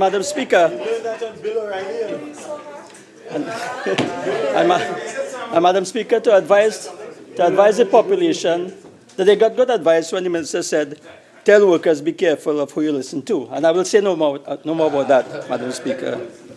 The Minister spoke about the Constituency Development Fund and spoke of it as being corruption. I'm surprised that the minister would say such a thing, because it is a fund that has been used and is well recognized in other countries, in other jurisdictions. And of course, if it's administered properly, it can bring value to a country and can help in development for all members of parliament. So I just want to correct that, you know. Somebody else will talk about it, Minister. The Minister spoke about the National Health Card with regards to CDAP. I know CDAP is very close to all of us, especially those patients who cannot afford private health care or afford to pay for drugs. It's a good program which has started, has gone over the years. It continues to be improved. And of course, the National Health Card perhaps would have been a good, important issue. In fact, just yesterday, Madam Speaker, you will recall, in front of a PAAC meeting where we had Ministry of Health officials. And one of the issues that was raised there, Madam Speaker, was the fact that it is very difficult to trace and to prevent multiple access to by the same patient to the system, in fact, where you can have hoarding of drugs. And in fact, the Ministry of Health officials alluded to the fact that this very same health card that the minister is bad talking is in the process of being utilized, or will be utilized soon by the ministry, to bring some sort of accountability to the system, to the administration of the system. So I just wanted to put that out. But I look forward, of course, Madam Speaker, to the suggestion that the minister is making, that he's going to bring the CDAP drugs into the hands of patients. I'm all for that once it's a properly administered process. I look forward to that, and hopefully I'll hear some more about that, Minister. I just wanted to speak about the health initiatives and the fact that the minister said that he has solved the problem of maternal mortality. And you know, Madam Speaker, I just want to raise the issue. And Minister, with the greatest of respect, no one can claim that they have solved the issue of maternal mortality, because you know you can bring maternal mortality down, but there are factors that nobody has control over, where you will have, and God forbid, that mothers will die. But you know, I'm very happy that the minister spoke that some of the initiatives that he has started, a future Minister of Health will benefit. What he really means is that the country, the citizens of Trinidad and Tobago will benefit in the future, because no Minister of Health benefits personally from these initiatives. We all do this because we want to make the country a better place. So I'm very happy that he spoke about and raised the issue of maternal mortality, but to point out to the minister, and I'm sure he knows this very well, and I'm surprised, well, I shouldn't say I'm surprised, but he knows the genesis of this improvement in maternal mortality, and this would have started actually in 2011 with the death, unfortunately, of a mother, which triggered an inquiry that generated a report into maternal mortality. And the minister, and of course, the citizens of Trinidad and Tobago have benefited from that report, because one of the recommendations from that report was the recommendation that a director of women's health be appointed. And with respect, Minister, you did do that. You did do that. No, it came late. It came late in the game, and it came to you. And I have to say, no, it was a recommendation of the report, and I have to say that you took it. And because of that, things have gone forward. So you've been able to build on the platform that was left you by the previous government, led by Kamala Prasad-Desessa. So, Minister, you have to be gracious. You have to be gracious and, you know, acknowledge that healthcare and improvement in healthcare is a continuous process. It's a continuum, Madam Speaker. And, you know, we have to, it's not political. It's not about what you can do and what you can't do. You know, a government in power for 5 years will make a little impact on improving healthcare, but you can't claim credit, you know, broadside and, you know, for that. So, you know, I just wanted to comment on that and to speak. With regards to the high-risk cases, again, I want to make the point that a Minister of Health is responsible for the health care of all citizens of Trinidad and Tobago. And therefore, if high-risk cases from the private sector are referred to a public institution, so be it. That's no big thing. I mean, that happens all over the world, and Minister, you should be happy that the facilities are there. The public facilities are there to deal with these high-risk cases. With regards to Mount Hope, of course, we know that a lot of the high-risk cases from Sandy Grande are referred to Mount Hope. I'm sure you're very, very much aware of that. rightfully so, Minister, until the Sandy Grande facility can be upgraded to deal with those high-risk cases. The other point with regards to the linear accelerator at St. James, which I'm happy to hear will be commissioned in 2019 for the treatment of cancer patients. But, Madam Speaker, when I looked at the budget, the allocation was made for that since 2017. So that's 2 years ago, but I'm happy to hear that it's going to be installed in 2019. So we are grateful for that. I'm sure the country is grateful for that. You know, Madam Speaker, influenza vaccine, the minister was responsible for no deaths from influenza in the last year. I mean, you know, I'm happy that the minister corrected himself and recognized that, you know, a vaccine, you can't claim credit because you administered a vaccine that nobody died. It's not like that. Life and death doesn't operate like that. But I mean, of course, he came back and he redeemed himself. I'm happy for that. I'm happy for him. The HIV/AIDS program, with regards to the PEPFAR funding, again at the PAC meeting yesterday, the Ministry of Health officials actually revealed that the program was renewed, the grant funding was renewed, but it also came to the attention of the committee that during the previous grant, $275,000 was actually allocated to that program. So to say that the previous government did not access any funding, Minister, well, okay. All right. Now, cataract surgery. Minister, you know, I'm happy that you spoke about cataract surgery. And again, I'm just doing this to quote and to show that how things operate in healthcare. And the minister, you know, just last week Friday, if I'm not mistaken, you know, in answer to a question in this very house on the number of cataract surgeries, and Madam Speaker, you have to permit me to quote here. And I'll just take one hospital. I had asked about the three hospitals, the three major hospitals, Port of Spain, Mount Hope, San Fernando. And, you know, Madam Speaker, fortuitously, I have the figures right here in front of me. And just for the records, let me just look at this records. And I had asked for 2008 to 2017. This was just a span of 10 years, and it ran across various administrations. It wasn't meant to be a political question, but let's look at it. 2008, and we're talking about San Fernando, and I quote, and these are the minister's figures, 381 cataract surgeries. 2009, 367 cataract surgeries. 2010, 747. Madam Speaker, I don't want to get political, but the government changed in 2010. And so I could say that, okay, in 2010, the figures moved from 367 to 747. But I will not say that. I would not say that that was due to a change of government, Madam Speaker. But let's go on. 2011, 1,072 cataract surgeries. 2012, 1,185 cataract surgeries. 2013, 1,992 cataract surgeries, Madam Speaker. No, I will not take credit. I was the chairman of South. 2014, 1,673 cataract surgeries. 2015, 1,368. And 2016, 1,634, and 2017, 1,499. And I'm grateful that the trend has been maintained. The citizens of Trinidad and Tobago will build on that.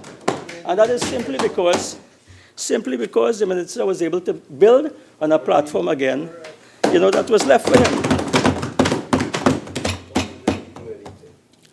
So the Couva Children's and Adult Hospital, we want to call it all different names, fine. We know what we're speaking about. And we talk about a loan being paid, or starting the loan is going to be due this year, I believe, Madam Speaker, with a facility that is not being used. And we have arguments here about whether it's the first children's hospital, or which one is the first and whatnot, and so on. What I want to point out about the Couva Children's Hospital, Madam Speaker, is that in conjunction with world trends, there are hospitals now that have been built where you have a separate emergency entrance for children. And there's a very good reason for that. Because when children access a hospital, especially an emergency facility, Madam Speaker, they require a special kind of care. And really and truly, it was with that in mind that this separate entrance was provided. And in fact, Madam Speaker, in 40% of hospitals in the United Kingdom, these hospitals are so designed. So it will show that this hospital really would be ahead of its time. And I see the minister, the former minister, would know that. I'm sure that he would have been aware of that during the design process for that hospital, the member for Oropouche East. So, but I'm also a little bit concerned, Madam Speaker, and I'm very happy that the hospital is finally going to be used. I'm grateful for that on behalf of the citizens of Trinidad and Tobago. I'm sure everyone is happy. But I'm a little bit concerned because there are concerns raised about whether the children's beds are not going to be utilized. We all know that it's 80 children's beds are present there. And really, if there's going to be a repurposing of that hospital, and I would wait to see. And you know, we hear this talk all the time, Madam Speaker, about the hospital being open on August 14, 2015, and being closed. You know, Madam Speaker, the Minister of Health, in the Ministry of Health, there is a very senior member of the minister's staff who was actually the head of a commissioning team that was appointed to commission that hospital. And there is a plan which was put out by the Southwest RHA in conjunction with the Ministry of Health.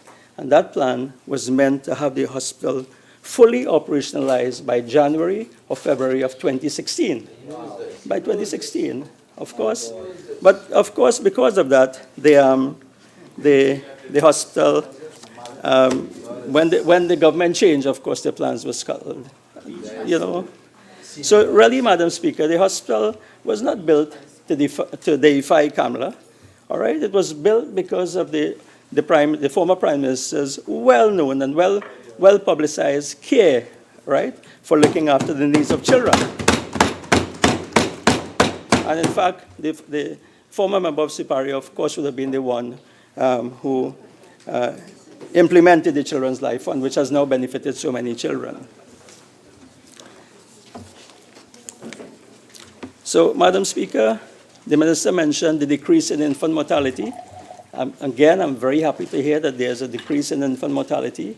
But again, if we look at the statistics, we would notice the figures for Trinidad would show a decrease that started way back in 2008, 2009, under his government, under the PNM government, but continued and has continued to decline. It has nothing to do, you know, with who is the Minister of Health. It has to do with the work that is in progress, with the work that the doctors and nurses do based on the policies and so on. So it's as simple as that. But I do want to point out, Madam Speaker, for the benefit of the population, that I see on one of the, in fact, I really don't know why I asked these questions. I didn't realize I would have to use the answers here today, but, you know, I asked a question about the, I asked a question about the list of contracts for infrastructural repair at the San Fernando General Hospital from September 8, 2015 to date. And in fact, just today, I got a written response to that question.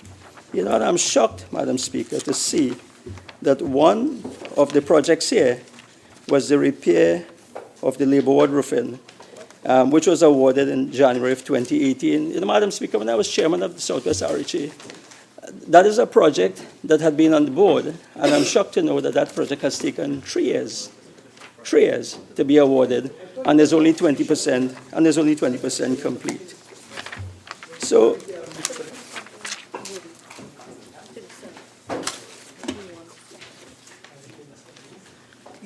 So, Madam Speaker, so I just wanted to move on. I thought I would address those issues with regards to the points raised by the Minister of Health. And I want to take up, in terms of the focus on the treatment of NCDs. And I do have, at this point, you know, to give the Minister some credit for some of the initiatives that have been implemented in terms of treating with non-communicable diseases. It's a big issue. It's something that has cost the country and continues to cost the country a tremendous amount of money. Again, yesterday at a Joint Select Committee, it was revealed that the economic cost to this country for, and I'm saying economic costs, for non-communicable diseases is 3.2 billion, Minister, and perhaps more than that. Yeah, those are the figures that were given at the meeting, but I'm sure it's more than that. So I think it's important that we focus in terms, as a population, in dealing with the non-communicable diseases. And, Minister, I just want to throw out a few thoughts. Sorry that the Minister of Finance is not here, but I'm sure he would be aware of this. So we spoke about, and I want to relate it back now to the SFC report that's before us, Madam Speaker, because we are speaking about additional allocation of $10 million for medical treatment of nationals and institutions. That's the line item on the Standing Finance Committee report. And that additional $10 million is in addition to $60 million, which has already been budgeted in 2018. So that's going to give us $70 million. But if we were to compare in 2017, $72,523,000 was spent on that amount. So it's a big burden. It's a big burden, and we all have a responsibility to deal with this. We know that heart and kidney disease are really lifestyle diseases, which continue to take up a large bite of our national spending. And whilst we continue to treat conditions resulting from poor dietary and other choices, we must examine other initiatives that can impact on prevention of disease and promote better health. And, you know, Minister, I know that you are partnering with various international agencies. That's commendable. But I just want to throw out a few things that's, you know, it's outside of the box and perhaps we can look at. You know, we focus on the whole issue of providing health education to the public. And really and truly, is this really working? Is the public listening? No matter what methods we use to educate the public about health, we still have not made an impact on non-communicable diseases. I'm sure you will agree with that. It doesn't make a big difference. I'm not saying we should stop it, but I'm saying we have to do things in addition to that. So it doesn't seem to have worked. So I was thinking that perhaps we should look at, and I say this slowly, and I'm throwing it out because, you know, maybe it's thinking outside the box. And I'm looking at maybe incentivizing what I'm saying. Perhaps we should look, and because it's a budget debate, we should look at incentivizing preventative healthcare measures and good numbers.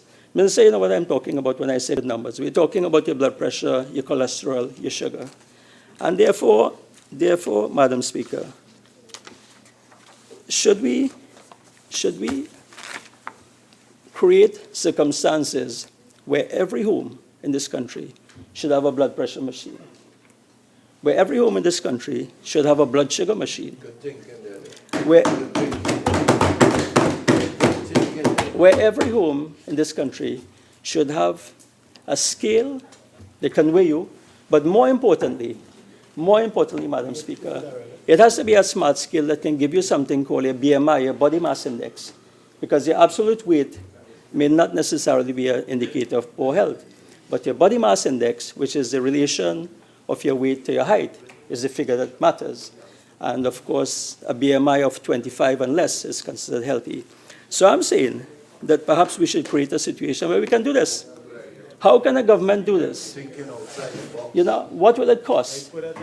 If you're going to do this, so, you know, it's for the Minister of Finance to look at it. Do a comparison, see what it would cost if you have to provide a free machine or free scale to each household, whether you can make back that cost in terms of decreasing your expenditure on the public, on healthcare. But I wanted to go further. I wanted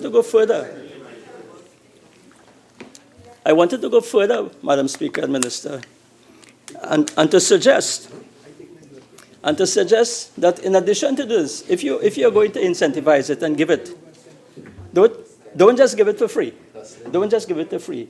We have the technology available now where you give it with a little condition, and that condition should be that you have your numbers, WhatsApp, send a WhatsApp. Everybody has a cell phone.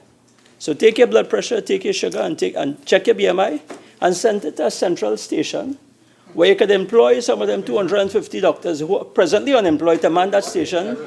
Yeah? To man that station. And They could read those figures. And Madam Speaker, I put it to you that a simple measure like that, a measure that is really not expensive when you balance the figures, could have a major impact, yeah, on preventative health care. We already have the burden. We have to treat those patients who have renal dialysis, who have end-stage renal failure. We have to treat those patients who have cardiac disease. We can't get over that. It's going to take a long time before those numbers decrease. We have to do that. But in the interim, we have to make sure that the next generation, those who are going to come 10 and 15 years down the road, will not need those services. And these are some of the measures that we should be looking at. So in addition to providing these simple devices, you also want to make sure that you tie it in to the numbers being read. And again, you can create some sort of mechanism to do that. Why not have a treadmill for every government office building, Madam Speaker? Every government office building. I'm starting with the government buildings. Of course, you can extend to the private sector. But more than that. Don't just have the treadmill. Don't just have the treadmill. Have the treadmill in the building and have it in a way that if your employees go and use the treadmill and you document their use for half an hour, 45 minutes, 3 times a week, you give them some kind of bonus. You work out something. I'm not saying a tax break, but you give them a bonus. So they have an incentive. They have an incentive to do something. Now, there are those who will say, Madam Speaker, I'm sure there are those who will say that that's not the government's responsibility. It's people's personal responsibility to look after their health and to look after what they eat and to exercise and so on. And sure, that's fine. But you know what? If citizens don't do that, who pays the bill? Who pays the bill? Yeah, taxpayers. We come here every year and we approve funding to pay for that. So why not find a situation where we can incentivize it? Madam Speaker, perhaps the Minister of Finance, I'm sorry he's not here. These are some thoughts. I'm sure some food for thought for him, but hopefully I like to exercise. Yeah. What about some tax breaks on treadmill and gym equipment, yeah? And gym subscriptions, Minister? Something to look at. So I thought I would throw those ideas, Madam Speaker. The other item on the Standing Finance Committee and the bill before us, of course, is the outstanding payables to the regional health authorities, and that sum is $111 million, Minister. And again, I want to look at this in a holistic way, and again to ask some questions. Now, that $111 million extra is in addition to an approximately $3.4 billion when you total the allocation that is already allocated to the RHAs. So we're looking at an additional $111 million. Nothing is wrong with that. When you add, if you look at the budget allocation in 2017, page 192, line 39, the line item of drugs and other related materials and supplies, you add another $630 million. So it's a considerable expenditure for the RHAs.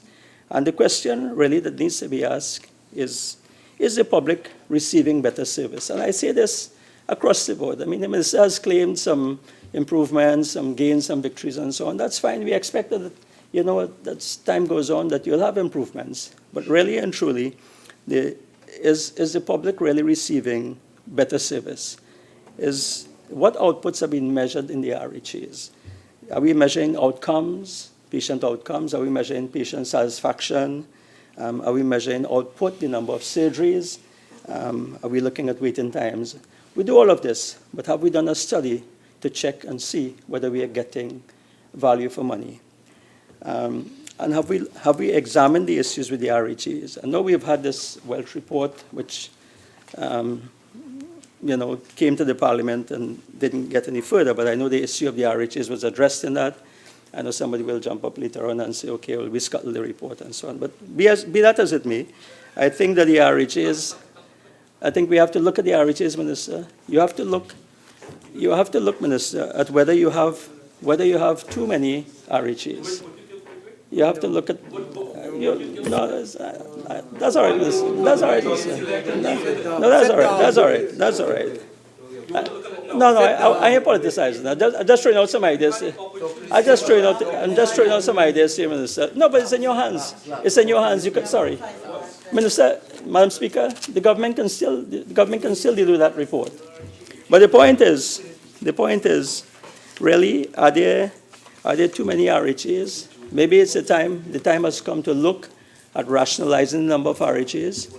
You have one RHA which deals with 600,000 people in the south, and then you have 3 other RHAs in the north and the west and the east.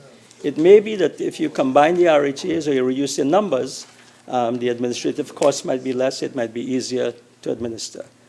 Again, just some food for thought.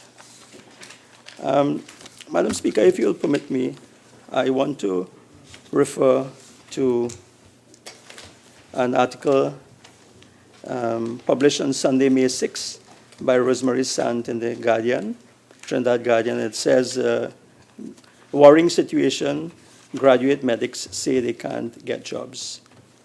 And there is a quotation here by the minister. We're saying here that there, and if you permit me to quote, Madam Speaker, hundreds of young graduates in the medical profession are finding it difficult to get jobs and are forced to take jobs which pay significantly less than the ones that they're qualified to do. But Health Minister Terrence Deyalsingh is insisting the Ministry of Health tries to ensure that every intern in the system is employed.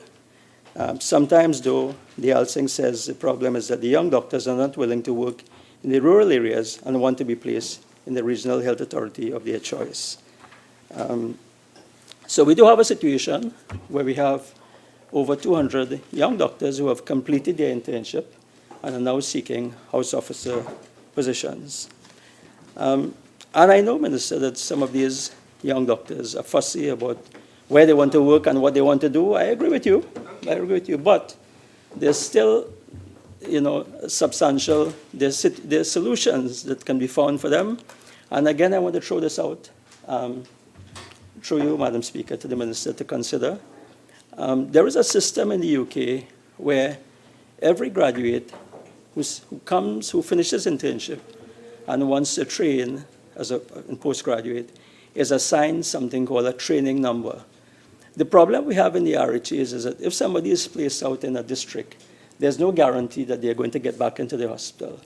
In the UK, when you assign the training number, you enter a program, and you are guaranteed that a certain path that you will follow over a 3 or 4 year period.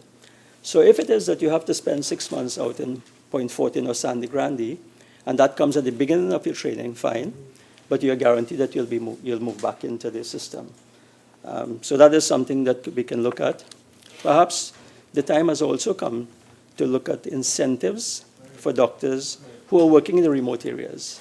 I know you'll have some issues in terms of the unions and so on and whatnot, but we do have to find solutions. We have to find ways to work around that and look at incentivizing, providing incentives for those who are working in the rural areas.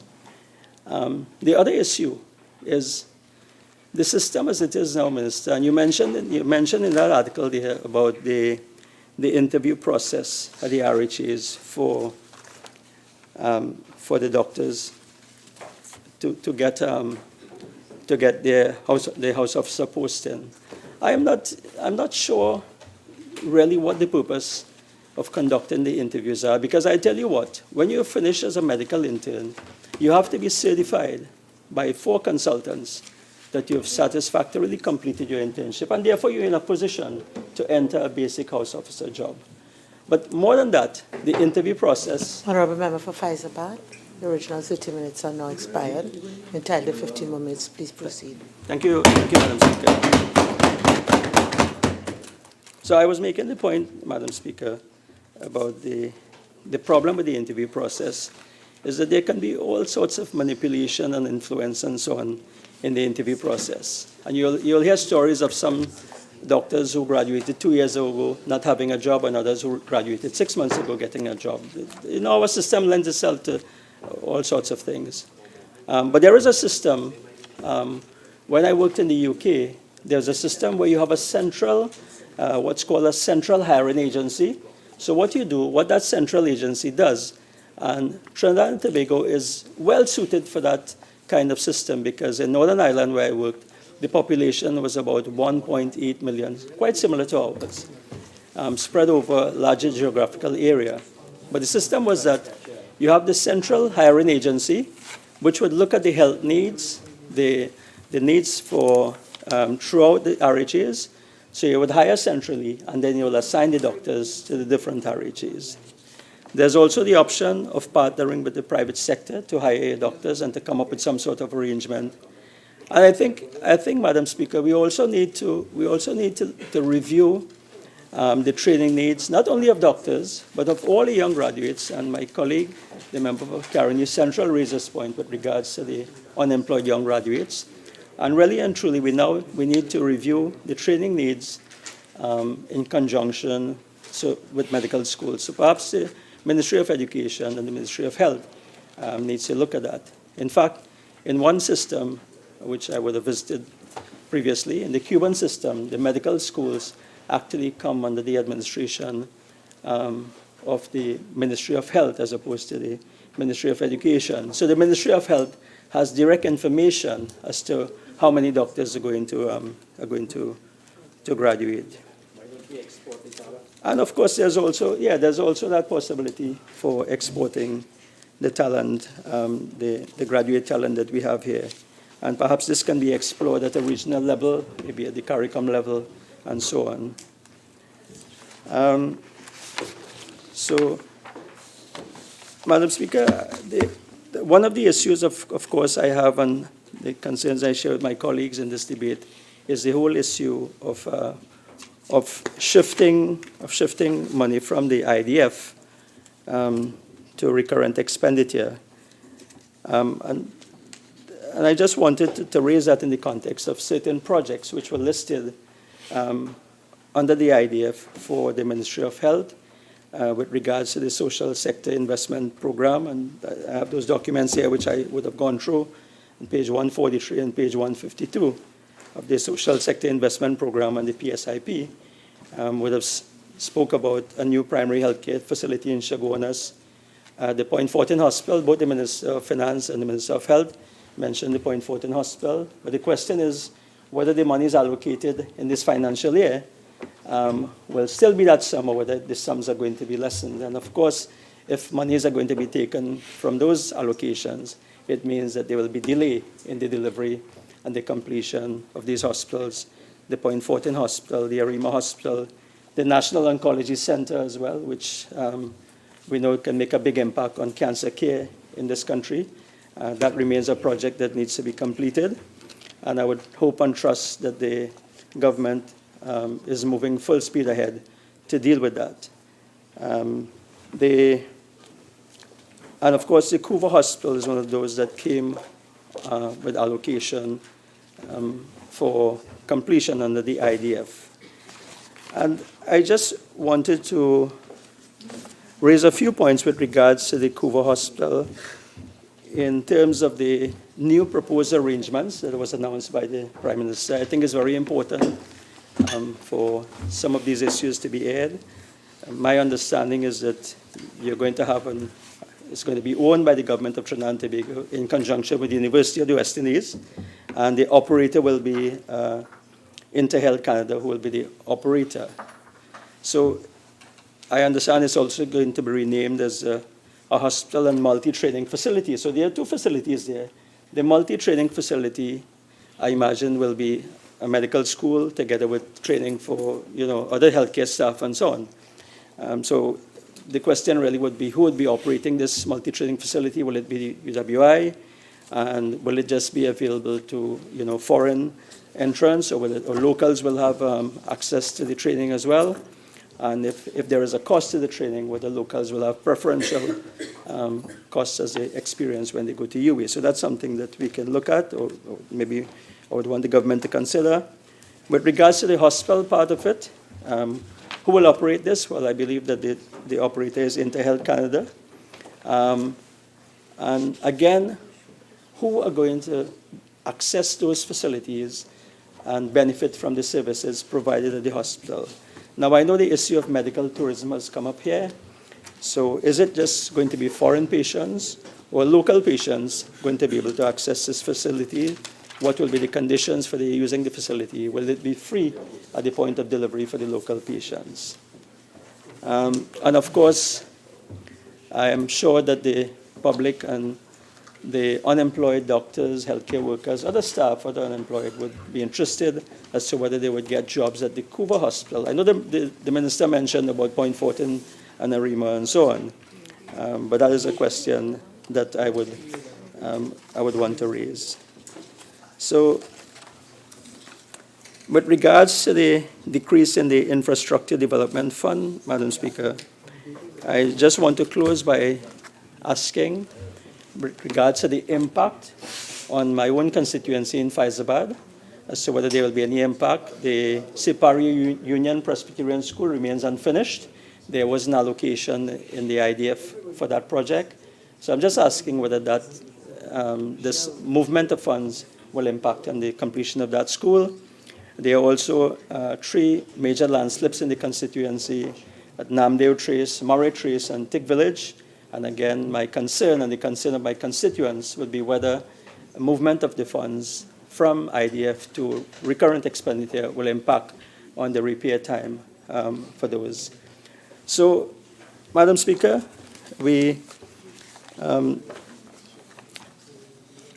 I just wanted to close by quoting by quoting from the budget speech of October 2013, where the Honorable Minister of Finance, and I want to quote from the budget document, on October 2nd,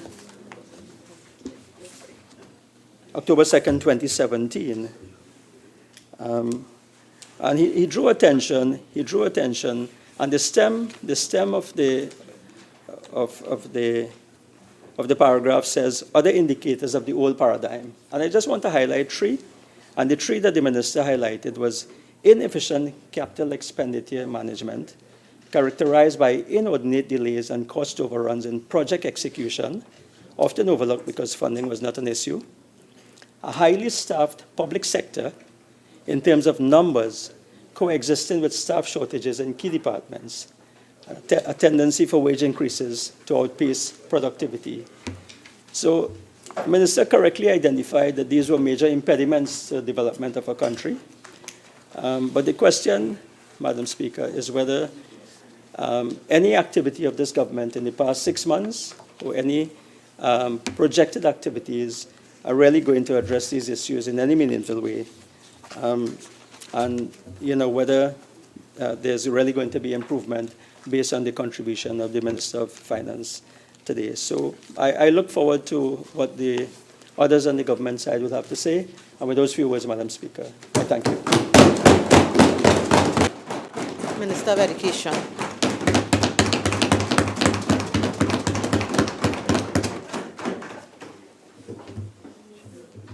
Madam Speaker, I'm very pleased to be given the opportunity to add to this debate. An opportunity that really gives to the government in general and the Ministry of Education in particular to really highlight its achievements over the last year, in spite of the fact that we had faced tremendous challenges. The challenges that we faced did not only reside in the fact that the economic position of the country was not as healthy as it should have been, but more so because of the general morass that we were confronted with when we took office in the Ministry of Education. Because as I have been saying on several occasions, we met a very dysfunctional education ministry. And it was the task of both ministers in the Ministry of Education to try to repair the damage that was inflicted on the education system by the former administration. I am pleased to say today, Madam Speaker, in spite of all those shortfalls and shortcomings, we have been able to achieve quite a great deal. But before I go into my general presentation, let me just respond to a question that was asked by the member of Faizabad with respect to the completion of the Superior Union Presbyterian School. I have stated on several occasions that we have identified a number of schools that we have given priority attention. There are a number of schools that have been left in various stages of incompletion. However, we have stated openly and on several occasions that the Superior Union Presbyterian School is on our list of priority. I want to give him the assurance that as soon as we are able, we'll do everything possible to ensure that that school is completed. Madam Speaker, the Ministry of Education has focused on 3 major areas of focus or of direction.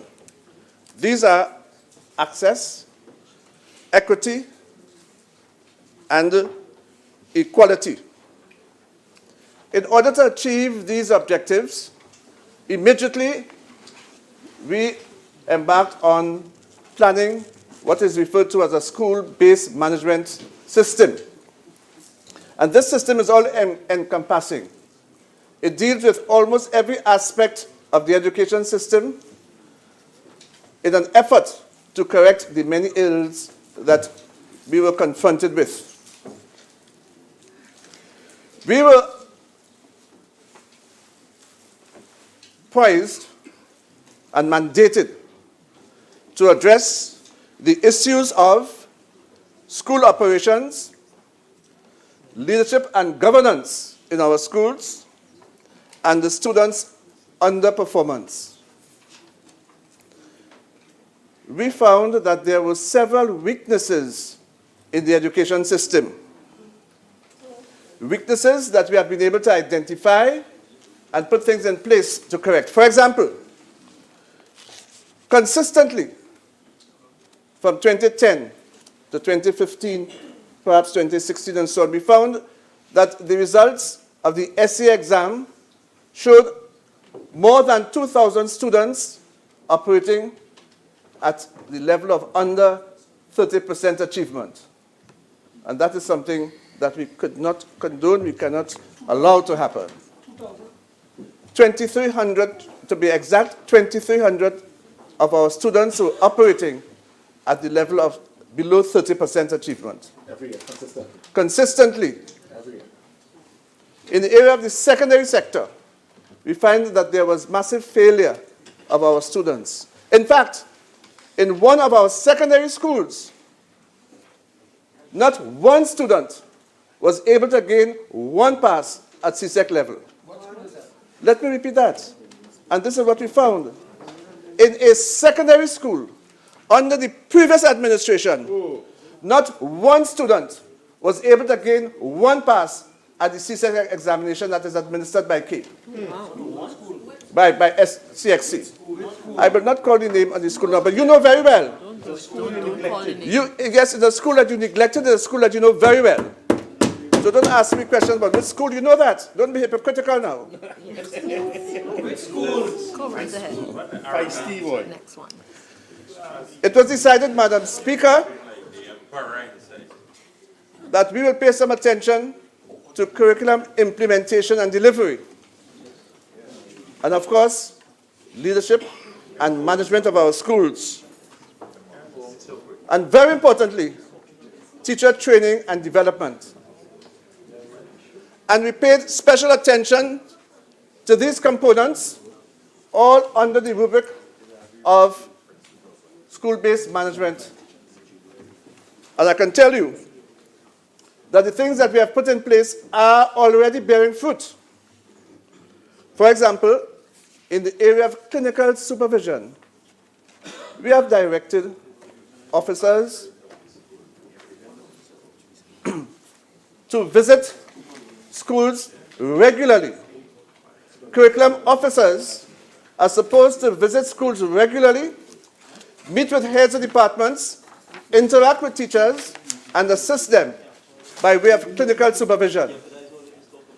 We have found that the system of clinical supervision is not supposed to be, and it was never intended to be, one of a burden to our teachers, but it was meant to be developmental, never meant to be punitive. A curriculum officer would go into the school, he would meet and interact with the teachers, first of all with the heads of departments, and he'll interact with the teachers, he will listen to the teachers teach, and show if there are any shortcomings, discuss those shortcomings with the teachers, and in areas where the teachers are strong, assist the teachers in building on the strengths. And this has been working quite well. We have also asked our school supervisors to visit our schools on a regular basis. There was a time when school supervisors visited schools only to carry messages from the Ministry of Education. We have insisted that school supervisors should visit schools, interact with the principals, and provide support to the principals in their management of the schools. And today, Madam Speaker, I am very happy to state that our school supervisors have been actively engaged in meeting with our principals, both at the primary and at the secondary level. And from the feedback that we have been receiving, the principals themselves are very happy with this state of affairs and with the support that they have been receiving. We have also put in place a system of student monitoring. From infant 1 in the primary school up to standard 5 in the primary school, and from form 1 to sixth form, we have student monitoring, where the performance of our students is being monitored almost on a daily basis, not only by the curriculum officers, not only by the principals, but the teachers themselves.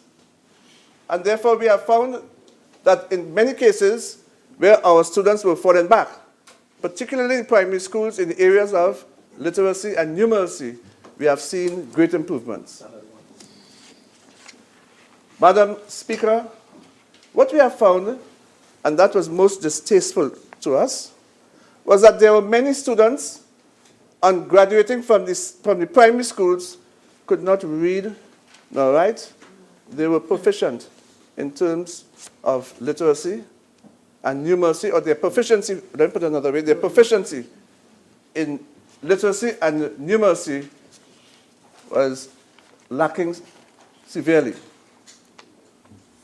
We decided at this student monitoring system to attack this problem at the level of standard 1, because we found in all our research that the standard 1 level is the most critical level in our primary schools.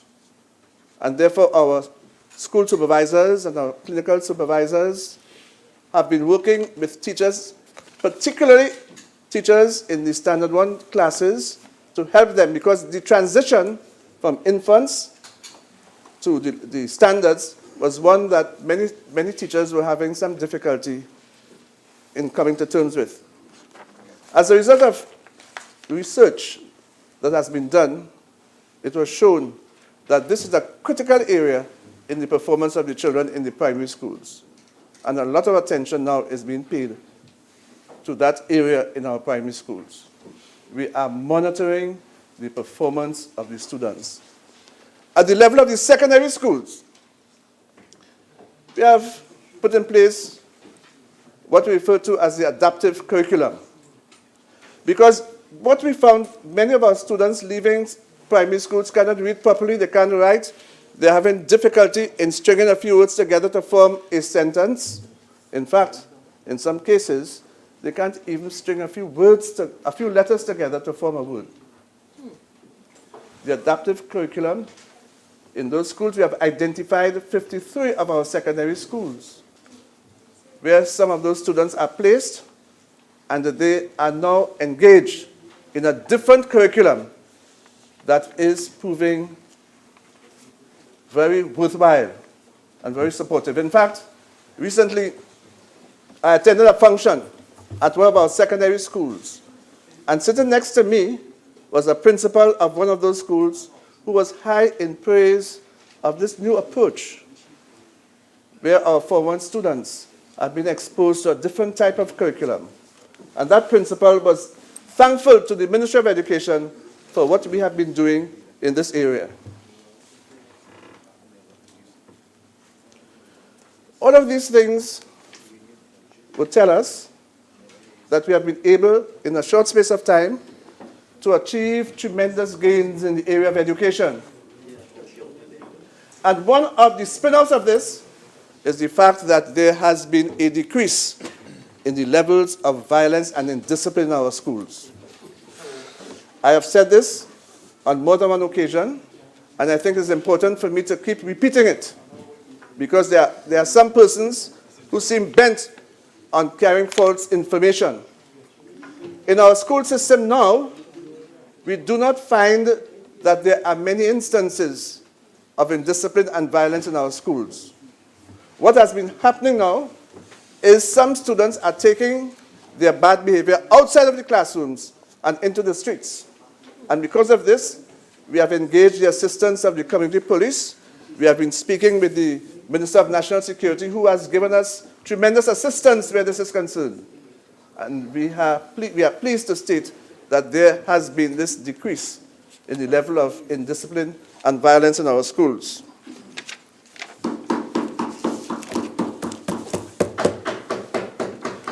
Let me now turn to the ECC sector. This is an innovation that has been started by the People's National Movement government some years ago. And it is a system where we are providing our students, our children from the age 3 to age 4 plus, with the opportunity of social interaction with each other. And again, we have a number of schools who are engaged in this new initiative.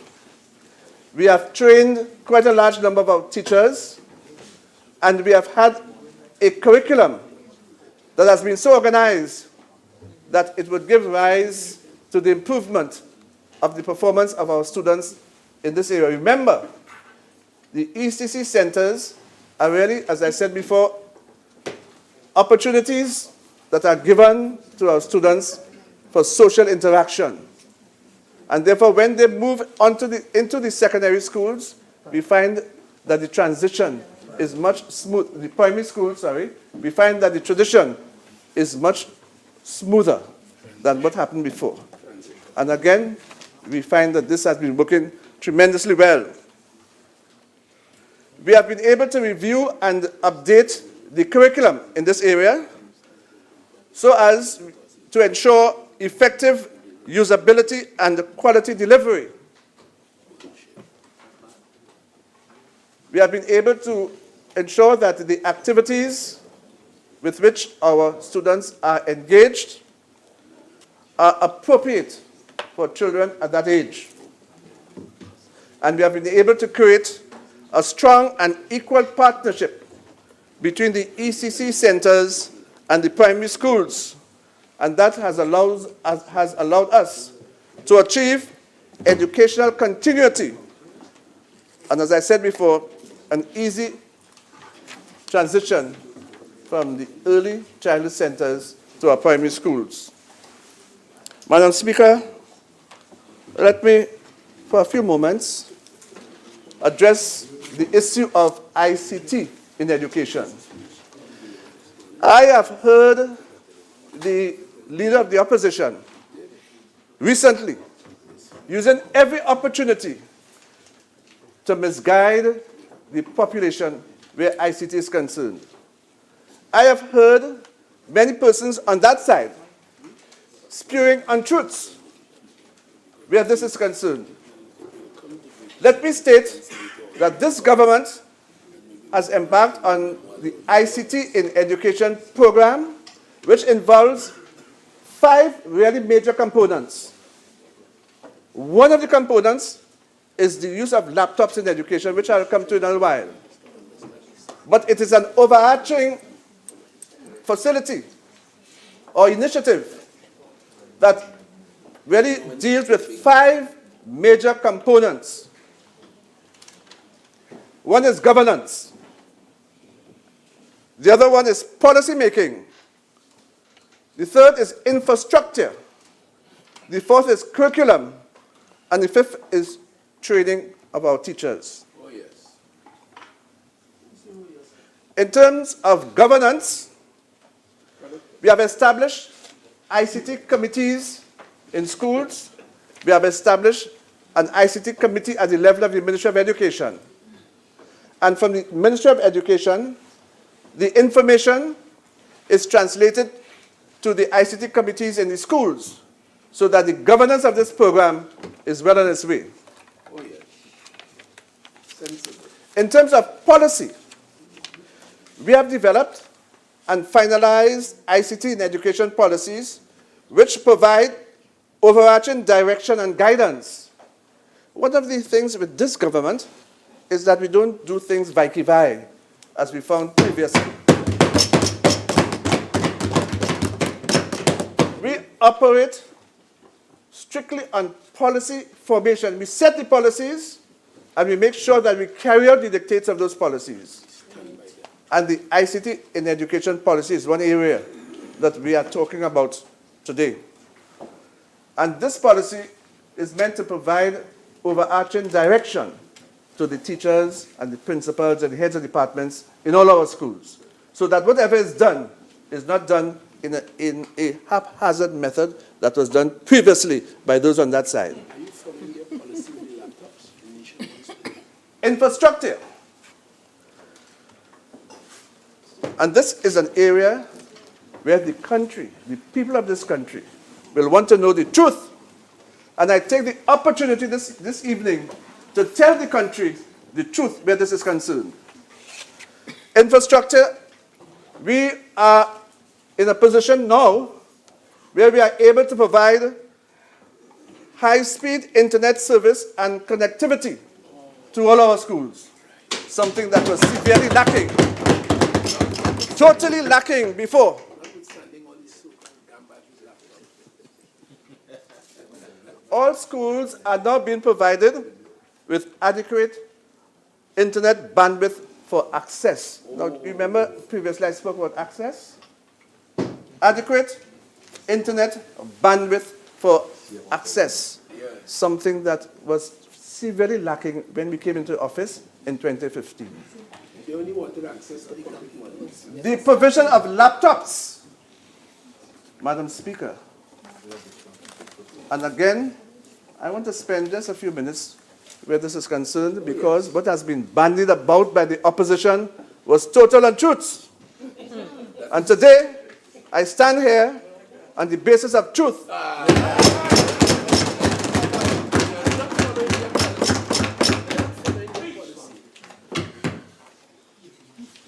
The opposition boasted, and I am surprised that the former Minister of Education, the member for County East, is absent today. I think he knew that I was going to speak today. And therefore, where is he? Where is the member for County East today? Is he hiding?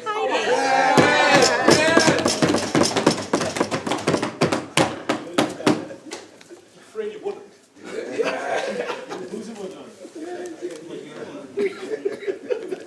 Going to look after the ladies. Instead of providing laptops for every child who took the laptops home, and in a matter of weeks, the laptops were damaged, They were drunk. they were useless, teachers were not provided with the requisite training, there was no internet connectivity or access, and therefore the laptops proved to be a waste of time. No repair money, but no repair. There was no repair, yes, there was no repair mechanisms that were put in place. And in fact, the guarantee on those laptops was only for 3 months. So after those 3 months, those laptops became no more. Our position now is that the laptops will remain in the schools, the laptops will remain the property of the school. Oh, yes. And therefore, every secondary school will be given a minimum of 50 laptops, depending on the size of the school. Those laptops, as I said before, will remain the property of the schools, and they will be subjected to the type of security that will ensure that the laptops remain safe and secure. The laptops will be provided, or together with laptops will be charging cards. And the charging cards themselves will be a part of the security measures that we have put in place. Because once the laptops are placed in the charging cards, apart from charging, they will provide the type of security that will make it impossible for an outsider to remove the laptops from there. In each school, we have directed the principals and heads of departments to ensure that there are secure places in the schools and laboratories to house these laptops, so they will not be subjected to vandalism. And that is positive thinking by this government. Another area of this initiative is teacher training. Because if you are to use the laptops effectively, if the laptops are to be infused properly into the curriculum delivery, there must be training of our teachers. Madam Speaker, the sadness of this whole situation previously was that the teachers weren't exposed to any type of training at all. There was no training, and therefore the teachers could not have used the laptops effectively as a curriculum aid. This has changed. This government has made that change. They were just about contract. And therefore, already 500 of our teachers have been trained, and an additional 600 teachers are at present undergoing training at various centers in Trinidad and Tobago. Oh, yes. And there are other technology devices that we have acquired in places where there is no internet access. And these devices are referred to as the Aptus devices that will allow a teacher to upload and download certain curriculum and teaching materials so that the students can benefit. That is the vision of a PNM government.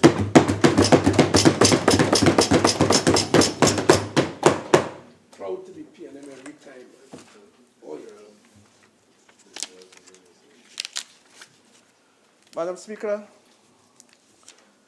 there's an initiative of which this ministry is very proud. And I dare say, this country is very proud. But more specifically, the people and the children who reside in the Laventil Mova community, those persons are very proud. It is referred to as the Laventil Mova Initiative.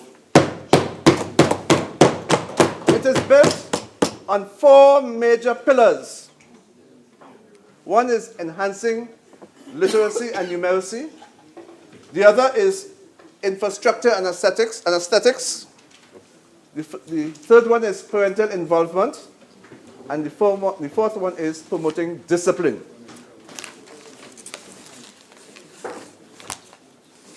We have been working actively where this is concerned.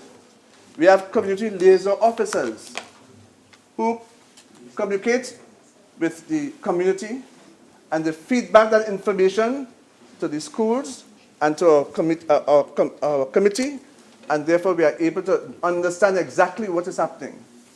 In the area of Mova Laventil, what we found previously, first of all, those areas were neglected by the former government. They were neglected. The former government paid absolutely no attention to the plight of the children in those communities. And we have decided to change that. Racism, wicked. We have ensured, again, that our curriculum officers are liaising with our teachers almost on a daily basis in those schools. And in fact, if the statistics can be told to you today, we have seen an improvement already in the academic performance of the students in those schools.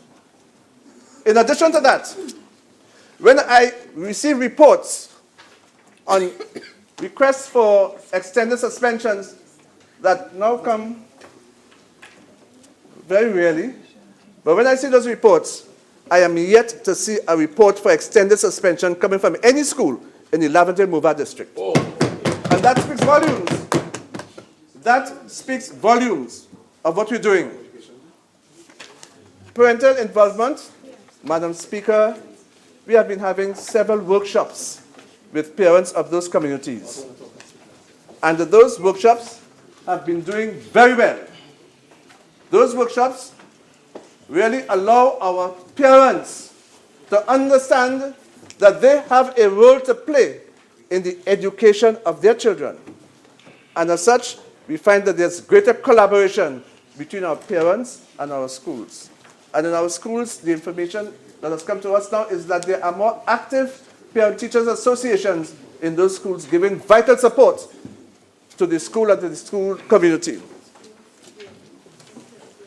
We have found that there is an increase in the reading proficiency, particularly in standards 1 and 2 classes of our primary schools in that area. And this is simply because what we are doing as part of the Lavender Mova initiative.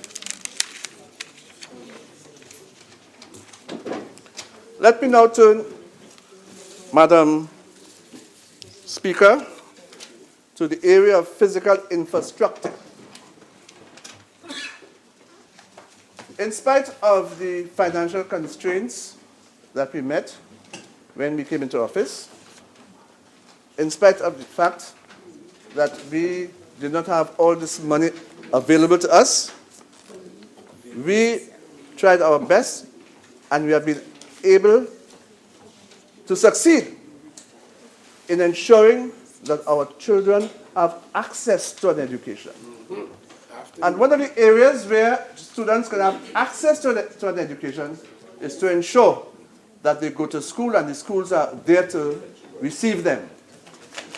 A major success of this government and of this ministry is that at the end of every school term, when school resumes in the new term, all our schools have been able to open and receive our students.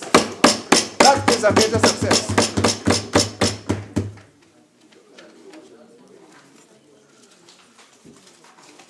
But we have been able to repair many of our schools. We have in excess of 540 primary schools, 125 secondary schools in Trinidad. And we have been able to do a substantial amount of work in areas like plumbing, fencing, roofing, ceiling, civil works. And, Madam Speaker, in the area of sewer, I have had the occasion to chastise. Honorable Member Farima, your speaking time is now spent. You're entitled 15 more minutes if you wish to avail yourself of it. Thank you very much. Thank you very much, Madam Speaker. I have had the occasion, Madam Speaker, to chastise some persons, unknown, I must confess, unknown, who seem hell-bent to sabotage the sewer system in our schools. And people spoke about providing the evidence. The evidence is there.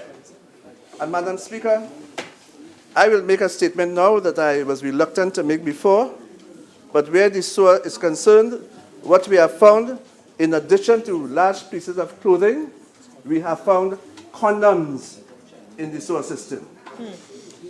Let me repeat, we have found condoms in the sewer system.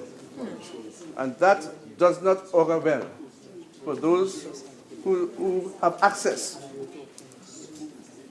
We have asked our principals to ensure that there is closer monitoring of the security systems in our schools so that we will not have to face with the ignominy of such a situation. Madam Speaker, in terms of penmanship, you know, when we first came into office, Minister Dr. Francis insisted that we visit schools on a regular basis. And this is what we have been doing. And every opportunity during those visits, we will take to look at the copybooks of our students. Madam Speaker, as an educator, we know that one of the best ways of assessing the performance of our students is to look at the copybooks. And what we found was, in many cases, our children lacked basic handwriting skills, in many instances. And as a result, we have embarked on a program, Penmanship with a Purpose. And that program is working well. We have found, as a result of a survey that we conducted, that only 45% of our schools had the opportunity to teach our students proper handwriting skills. And 95% of the teachers indicated they had little or no instructional resources available for classroom instruction in terms of penmanship. The Penmanship with a Purpose program is seeking to correct this deficiency. And as a result, we are focusing on standards 1, 2, and 3 in our primary schools at the moment, because these are critical areas. And we have put in place a plan that we will be evaluating in about a year's time. And I'm sure I'll be able to stand here and report on the success of this plan.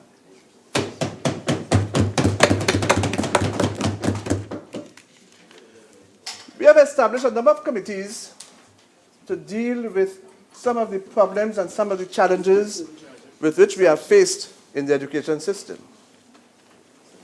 One is the weighty school bags. You know, when I look at some of the children in our primary schools with very heavy school bags on their backs, not only the fact that that will cause some physical problems, but there's no need for a child to carry so many textbooks on a daily basis. Madam Speaker, I remember, if I want to be personal, when I was at primary school, I had 2 copybooks, a reading book, and an arithmetic book. And I did well. I did, yes, sometimes in my back pocket, yes. And I did well. I'm proud to say that. Oh yes, oh yes. When I see, Still doing well. thank you very much, sir. Not currently still. When I see our students bending over with large book bags, Dr. Francis pulled me aside one day and he said, "This has to stop." Yes. And it has to stop.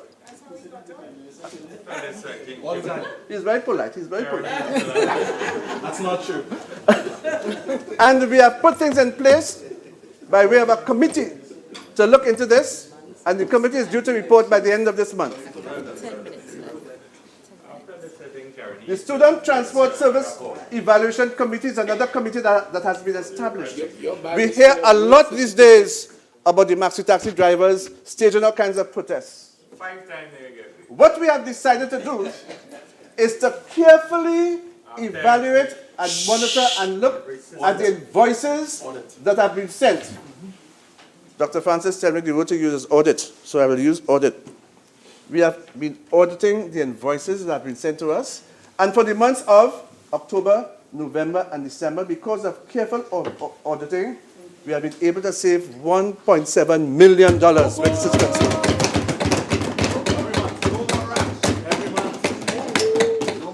One of the drivers was in there. We are also rationalizing the school dietary service provision. In other words, school meals. And with the concurrence of our principals, we have been able to see a reduction of 4,000 meals on a daily basis. There was an excess of 4,000 meals being served on a daily basis. We have been able to achieve a reduction of that. No wonder why the belly is so big. We have put in place a committee that is looking at the school code of conduct. And we are involving all our stakeholders where this is concerned, including our students, because we want to get the perspective of our students. Again, this is going to be revealed in a short space of time. You mean it's every Madam- UNC corrupt, sir? Madam Speaker, pardon the schools. You know, this government, the previous government, sought to belittle and devalue the pan in the schools project. Don't call them government. That was not fair. Let me state that we must recognize that the steel pan is our national instrument. We must recognize that.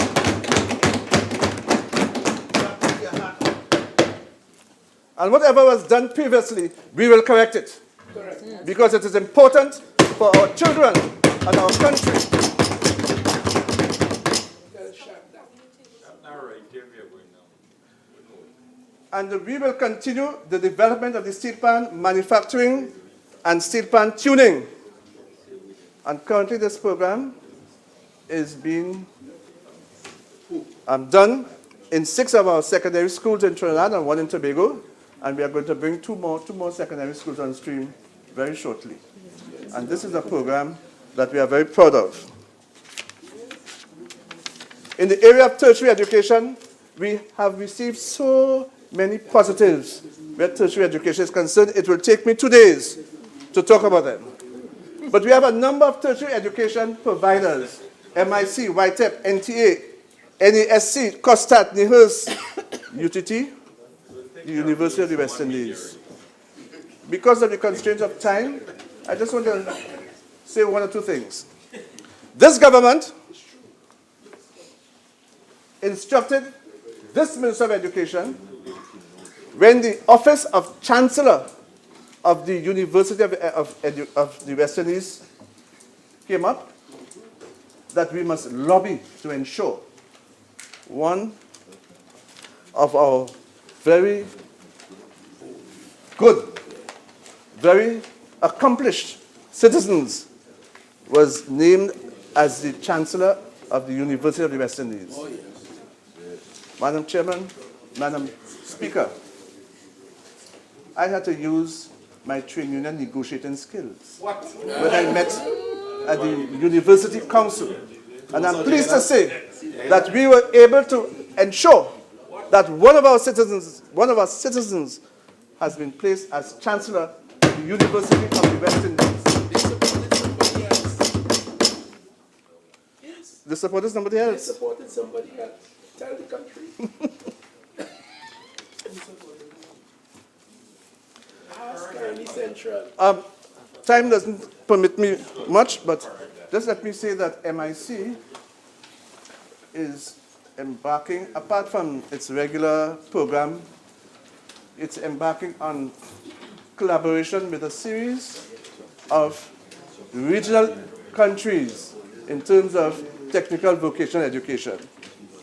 For example, St. Martin, that saw half of its country devastated by the recent hurricane. Sometime next week, we'll have a number of students coming to MIC to be trained in building, construction trades, life skills, workforce assessment, technical consultancy services.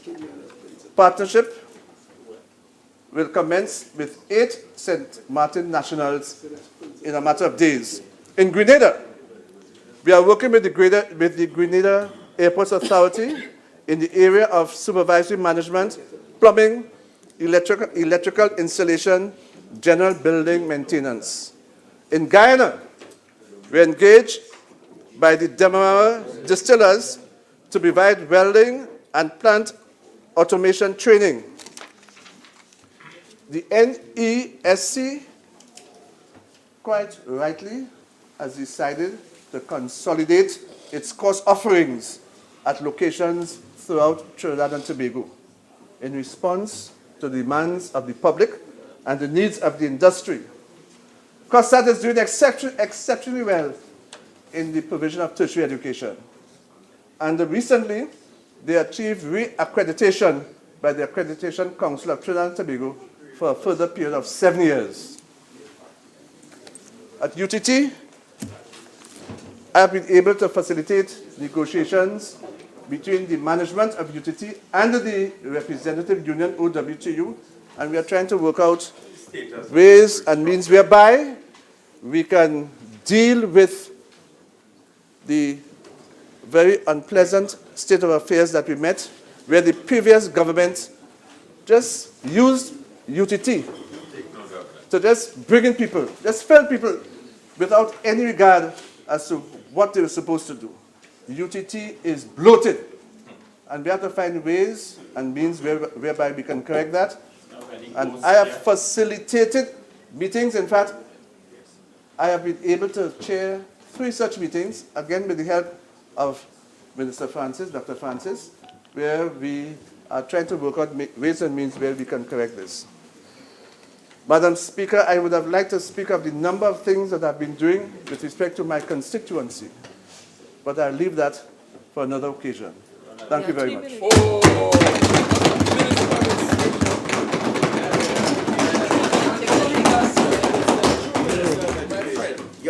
Thank you very much, Madam Speaker, for allowing me to join in this debate this evening. I would have spent a lot more time in speaking about the tertiary sector, but since my colleague, the member for Caroni East, is not here, and so many things were said about the ministry which he previously held, I feel obligated to respond to a few matters. Correct. Madam Speaker, I want to make it abundantly clear that the government under the People's Partnership and with both ministries of education, the Minister of Education before, Dr. Gopi Singh, and myself as the Minister of Tertiary Education and Skills Training, what we were about is really driving the creation of a knowledge-based society. Yes. And for my friend who is now leaving the chamber, I did recommend, but 2 of them are leaving, so I was going to give them some reading. I was going to give them some reading homework, Madam Speaker. And the reading homework is, it is very clear on the last occasion I spoke, I gave my colleague an assignment to read a book entitled Vocational Education and Training in Times of Economic Crisis, Lessons from Around the World by Matthias Pilz, the editor. It seems as though he got that book and he started to read that book, because last night on CNC3, I saw a clip where he was saying that vocational education and training is the master key to development, and it's not only academic. But I wanted to, in the context of the laptop issue that he made reference to, I wanted to give him another piece of reading homework, because since he talks about literacy and numeracy skills. And let me just say that with respect to penmanship, I think all of we in this chamber here did penmanship when we was in primary school. That is nothing new. We would have to do it on the board. We'll have to go up there. The blackboard, they had drawn lines, and you'll go up there and you'll curve your letters and so on. So that is nothing new. But I wanted to make the comment in terms of laptop, and I want him to read this book, Madam Speaker. It's called The Fourth Industrial Revolution by Klaus Schwab. And this person, Klaus, is the founder and executive chairman of the World Economic Forum. I know that some of my colleagues on the other side will be going on a long journey from Saturday. And since I like to read, I'll share with them another text that they could read too on their long journey, particularly the Prime Minister who was here earlier today. And that book he might very well read is called The Rise and Fall of Nations by Ruchir Sharma. And in case when they're flying to China, they may pass very close to Singapore, a country that I always hold as a model of development. And I also recommend for my friends the book Singapore and Switzerland, Secrets to Small State Success by Yvonne Goh and J.J. Wu. This is just in terms of the reading homework for the assignment that they're supposed to have. Madam Speaker, as I indicated, I wanted to raise some matters in the tertiary sector. I'll do that subsequently. But since my colleague on the other side, the member for Arima, Minister of Education, made reference to so many matters, and particularly with respect to laptops, I want to say that the $50 million which has been allocated for the purchase of how many laptops? 13,000 laptops, is in no way comparable, even its intent and its delivery, to the laptop program initiated by the Honorable Prime Minister at that time. No way. And I have some questions that I'd like to ask with respect to this laptop program. Madam Speaker, the secondary school laptop initiative, as we have just been advised, is really, in my view, I taught in a secondary school for many years. And what you are really seeing happening now with this laptop initiative is really an expansion of the computer lab. So what you are doing is putting laptops where you have desktops. Madam Speaker, this couldn't be as serious. I mean, let me get serious with this country, man. If you want to become, I always tell people, if you want to read about the global innovation index in the world, 3 countries consistently come first, second, and third. And they are Sweden, Switzerland, and Singapore. And you can't tell me that in this age of technological development, where you want to create this new industrial revolution, you are talking about a laptops in secondary schools within the computer lab. And therefore, I want to ask the question, and I have a number of questions to ask, and I just want to make it clear. The Honorable Minister stood here and told us that there were a number of untruths that were being spoken of. He stood up here and told us that every school in this country where you have these laptops, or where these laptops will be, you have full broadband width. Madam Speaker, that is absolutely not true. And the figure is only 50% of these schools are there in terms of broadband. Madam Speaker, my friend forgot to talk about APTUS, APTUS. Do you all know what APTUS is? Teach them. What is APTUS? Teach them. APTUS is a device where you don't have broadband connectivity.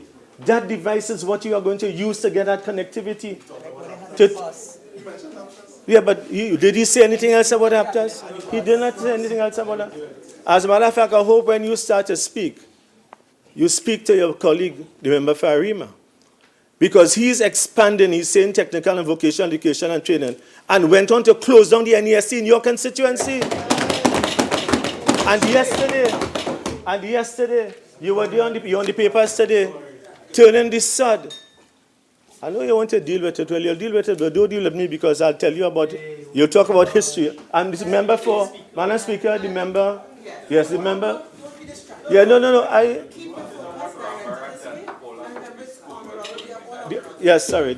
the member for Bhoendradatt Tewarie. And I just want to remind them, maybe you should speak with his colleague again to reopen that facility, that NESC. They presided over the closure of NESC in Bhoendradatt. And yesterday you were turning the sod, smiling on the papers today, of a $70 million facility in Bhoendradatt for processing and development. Where are you going to train these people? Are you doing a have you done a needs analysis for that 70 million? Madam Speaker, I will talk just now about, I want to just stay a little bit in terms of the Ministry of Education. And the question I want to ask as well is, how many teachers have been trained? How have these teachers been selected? Who is going to ensure the safety and security of these laptops in the schools? What about the ECAL project? Did you speak about the ECAL project?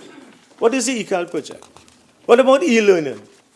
As a matter of fact, Madam Speaker, much has been said about the tertiary sector. A lot have been spoken about, even in terms of, like today, I listened to the Minister of Finance, and I can't remember a line or a paragraph in terms of human capital development coming out of this midterm review. We are talking about all kinds of things. We're talking about, he mentioned diversification, he mentioned about increase in production and so on of oil and gas. But what about the human capital? These things don't run on their own. And therefore, when we speak about this laptop initiative, I want to make it very clear that we knew what we were doing.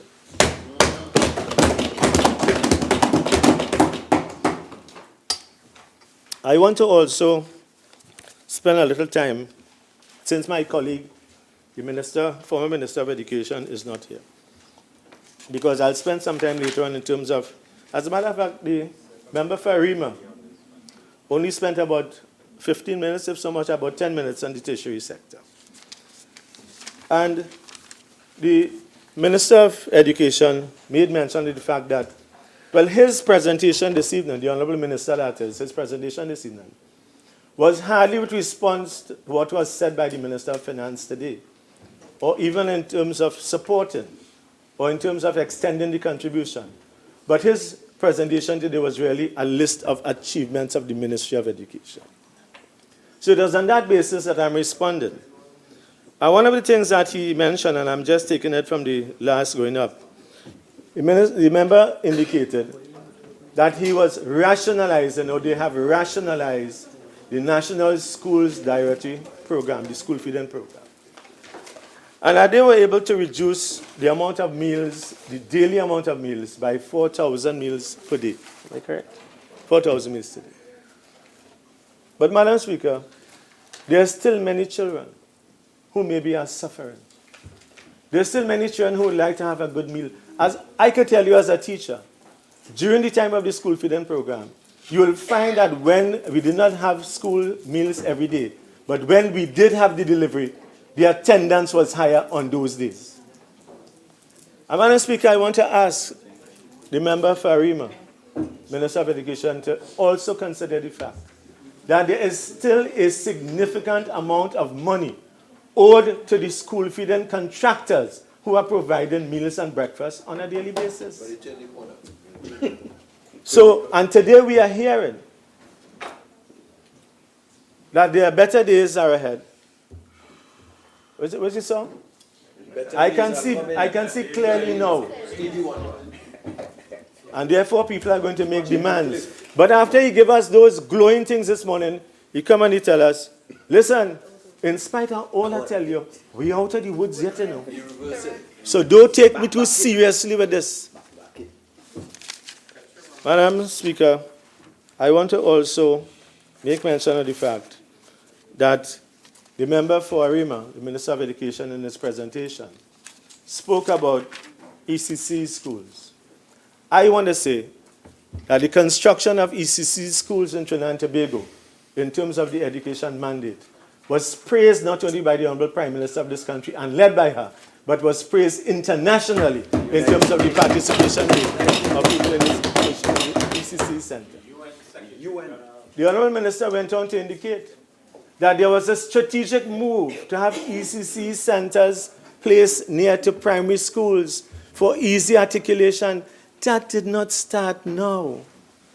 If you look at the period 2010 to 2015, you will see in the proximity of all the ECC centers, a primary school, some of them in the very same compound. And there was a reason for that. There was an easy transition from ECC to primary. And in this regard, I want to again ask the Honorable Minister of Education if he will be so kind enough to join me on a tour of the Das Trace ECC Center in my constituency, and in very close proximity to the Egypt Oasis Primary School, both schools of which he answered to a question in this Parliament that they were 99% complete. And I call upon the Minister to ensure that now that we have seen the light, now that we have turned the corner, now that we can see clearly now, to spend money and finish the 1% to those schools. And I'm saying that in the context that the Honorable Minister of National Security, in answer to a question right here as well, I've been clamoring in my constituency of Chaguanas East, in the area of enterprise, for a police station. We have a police post, but a police post with army and police personnel sharing the same facility. And it is an HGC property in Lionsgate. And that could never be equated to a full-fledged police station, particularly for the needs of an area like Enterprise. And when you had a walk about with the minister, Honorable Minister, member for Point Fortin, on the 31st of March 2017, we looked at different locations. And he subsequently confirmed that question in this House, that yes, we will have the police station constructed in Enterprise. And more recently, when I asked the question again, he said that they were looking at a piece of land, but they're not finalizing that property as yet. But guess what, Madam Speaker? That is a piece of state lands. I just said that in passing because it was important for us to ensure that we have this whole aspect of safety and security, not only in terms of the constituency, but in terms of the children who attend school and the parents and all those who live in that community. Madam Speaker, the Minister of Education, Member Farima, also spoke about the whole concept of clinical supervision. Madam Speaker, I have sat here for many occasions and listened to both ministers who work in that same ministry. And if you look at the answer, basically 90% of the content and delivery is the same. And you hear about clinical supervision. And for those persons who are not aware as to what clinical supervision is, since the minister did not explain in any great detail, let me give you the 3 components of clinical supervision. Clinical supervision is an enhancement process in terms of the teaching-learning experience.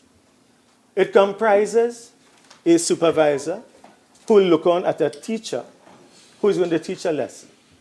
And what you have is you have 3 stages of that. You have the pre-conference stage, where you'll decide and you'll listen to what the teacher is going to teach, the lesson plan. Then you have the conference stage, which is where you deliver the actual lesson.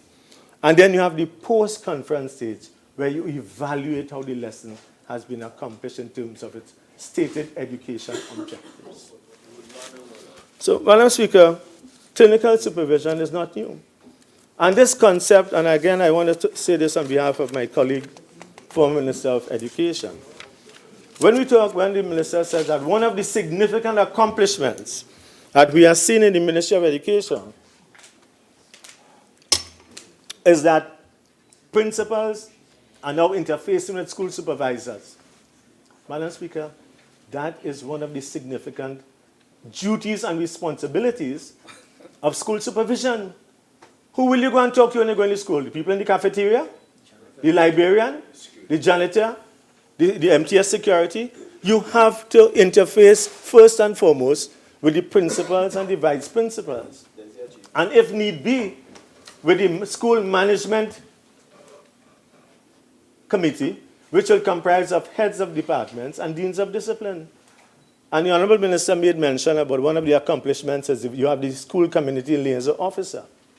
And again, I want to refer, in this case, to former Minister Gopi Singh's tenure as a minister. The school committee liaison officer is nothing new.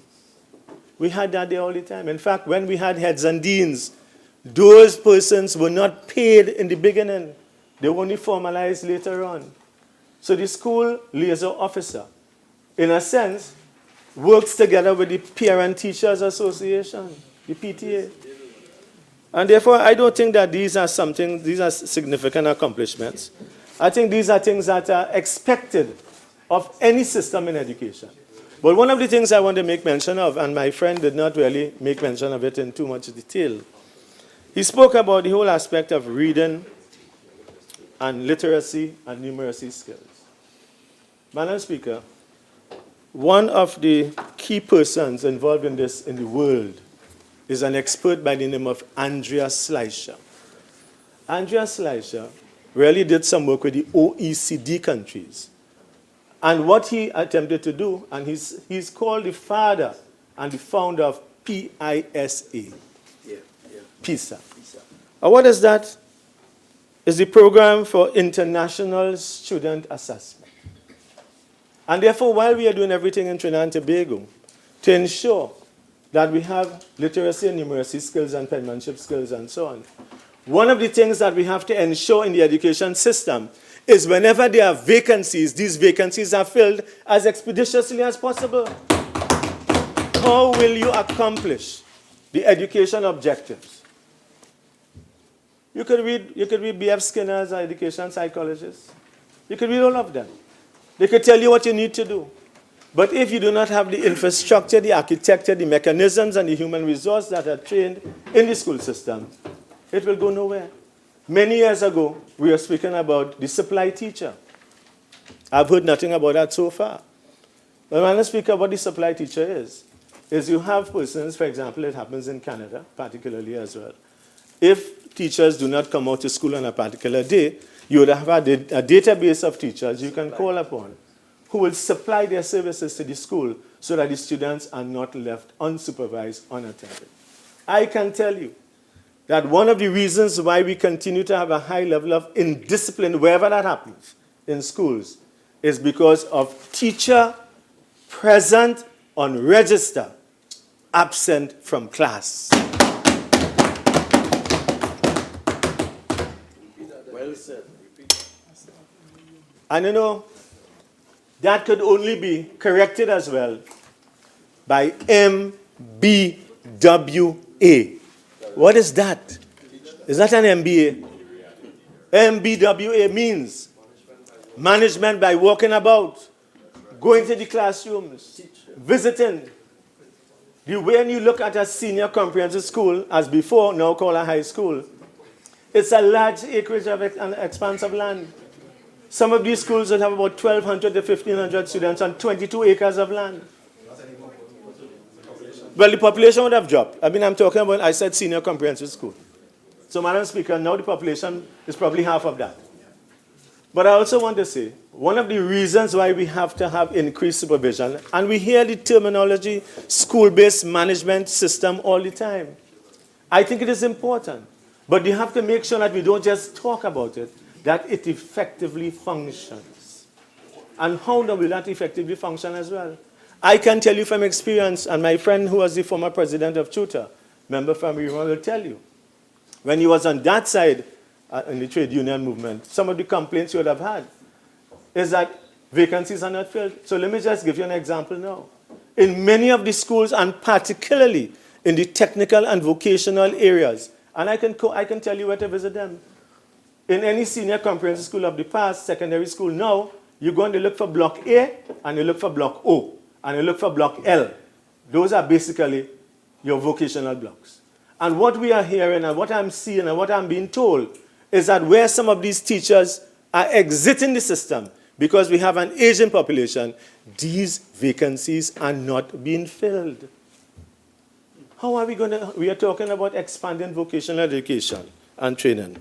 And I know my friend from Maruka Maloney is just waiting for me to say the lovely words of CVQ. See, she knows it by heart. The CVQ, the Caribbean Vocational Qualification. Every time I have to remind them about that. You know why? Because it is the first time in the history of Trinidad and Tobago that that has been delivered, and it was delivered under our government. Yeah, and listen, I have no problem with continuity. But when you take on something and you continue to improve it, you now take the NESC. I don't know why you're treating the member for point 14 like that. You close on NESC in point 14. You close on NESC. I don't know what you have against Labre. Look at the three constituencies you close on NESC. Point 14, Moruga, and Labre. Palaseco. And you are coming to tell us and tell the television, all of us who were looking at TV last night, that technical vocational is the master key for development. I want to say this as well. The Honorable Minister spoke about NESC. If I were minister continued in the tertiary sector, NESC today would have been in Georgetown, Guyana. What you waiting for? An invitation from President Granger? Guyana has told this country, after the best salesman went to Guyana and tried to sell, in fact, running a pipeline from Guyana to Trinidad. Because remember, Madam Speaker, the information that we are getting is that in the next 10 years, ExxonMobil will be actually producing thousands, 50,000 barrels of oil, 500,000 barrels of oil, 500,000 barrels of oil a day. And we are sitting, and you know what has happened? Because we are sitting and our best salesman couldn't sell properly, Guyana told us, we are not waiting for you. We're going to Petrobras in Brazil. So Petrobras in Brazil is going to be setting up refinery in Guyana and also training, because Petrobras is not only an oil company, it is also a university. They have their own university. And we are talking about MIC. Madam Speaker, I want to tell you something. We were training people at the NESC and other places here from Nigeria and earning foreign exchange. Trinidad and Tobago. Well, I see they have a negotiation going on here, Madam Speaker, in terms of ExxonMobil. But all I can tell you is this, and I think that we should capitalize. I know you said, Madam Speaker, that the language of this house is English. But I want to tell you two words I learned in Latin when I was at Presentation Sanford. And I want to talk about that just now. It's carpe diem. And carpe diem simply means seize the day. But you know what?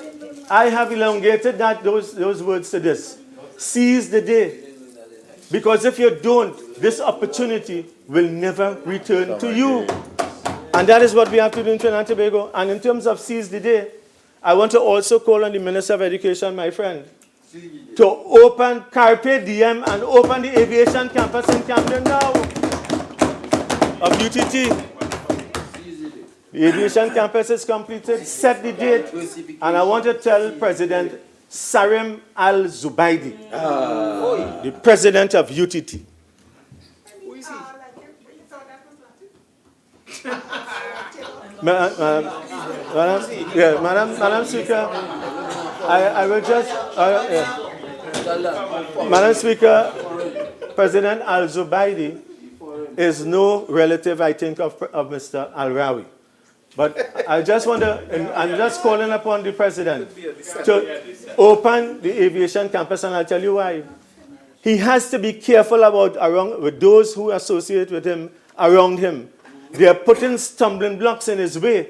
They're talking about accreditation of that campus so that they will stall the opening of it. And I call upon my colleague, the member for Rima, to do everything possible to make sure that the millions of dollars that were spent, and you can see the physical infrastructure, a Boeing 727-300 aircraft landed at Camden on 2,500 feet of runway, and we have the potential for airport, open the facility now.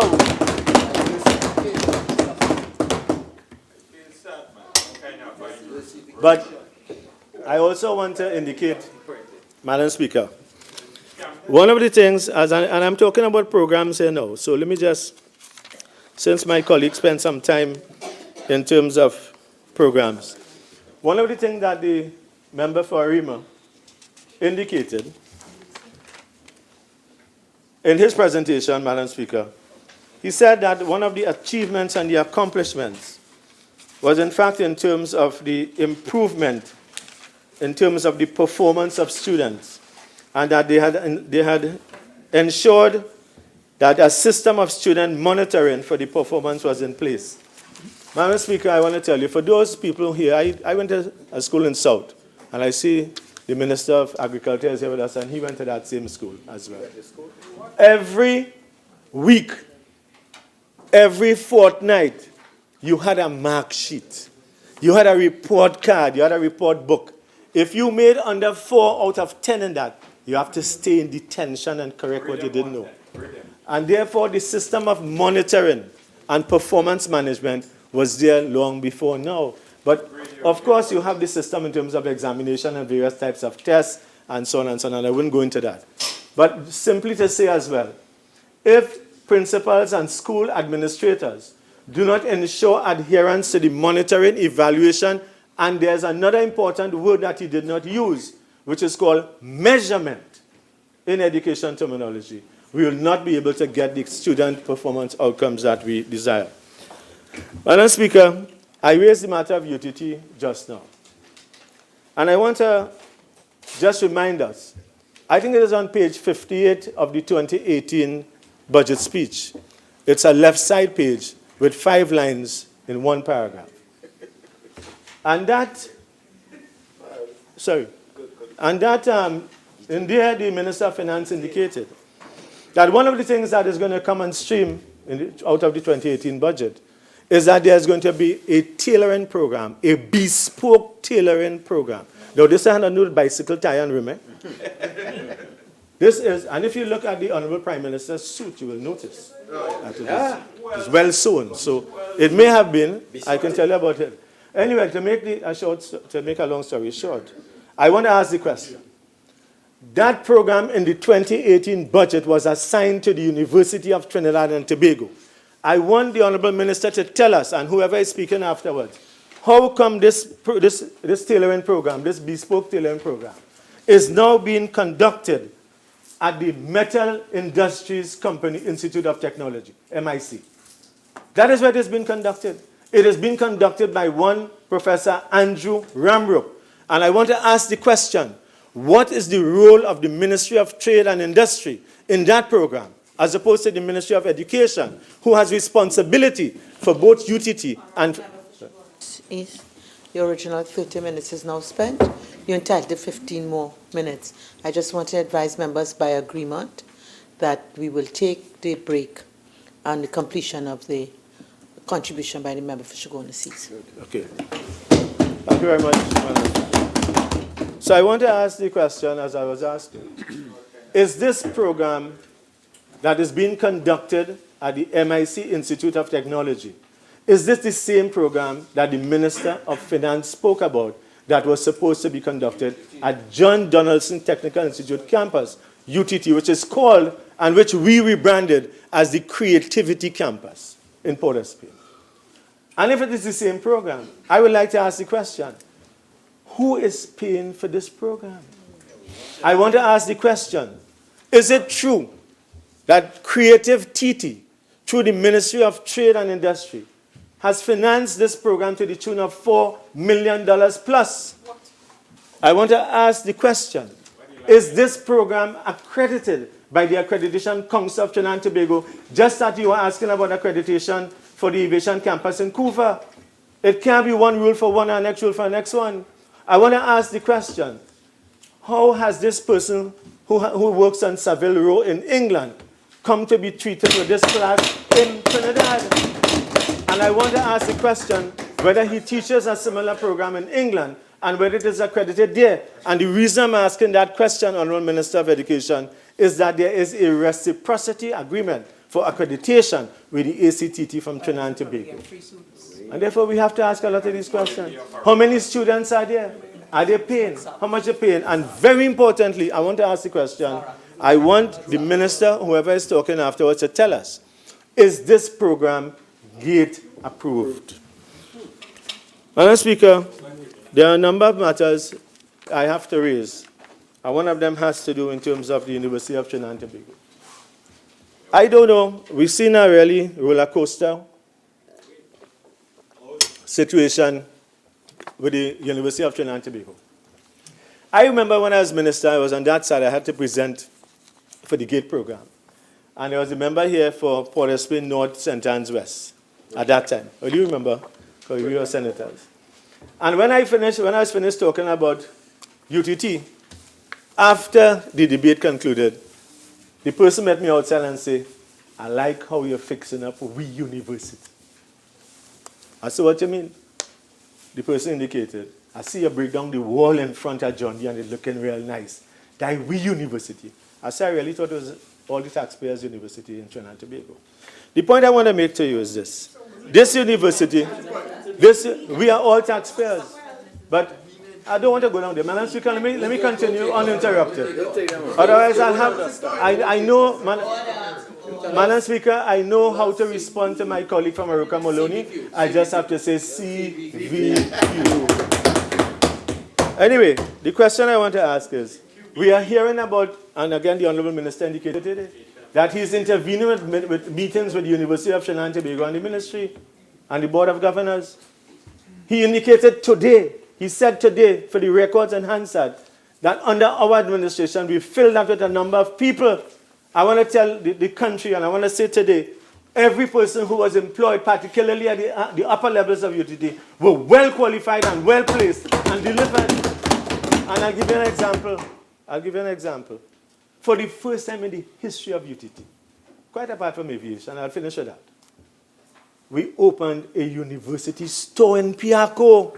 Oh my Lord, how hard it is to understand why you're doing that. You're really promoting and marketing to your international brand.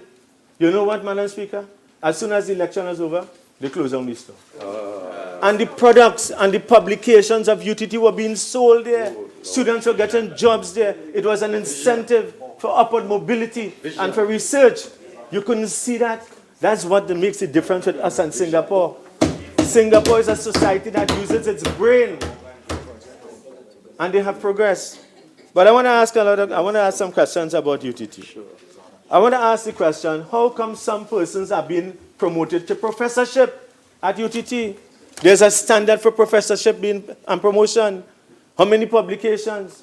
We saw recently as well that UTT jumped 500 points up the world rankings. When I asked the question right here, it was about a webotronic improvement.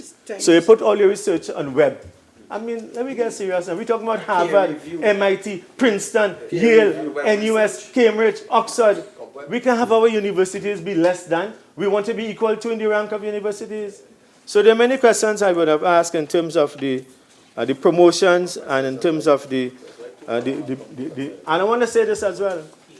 Would you believe, Madam Speaker, that when we exited office, UTT appointed a number of auditors to audit the various projects.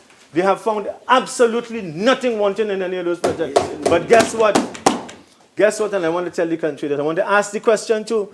Will UTT or the ministers indicate and confirm to us that these auditors are now on the full-time payroll of the University of Trinidad and Tobago?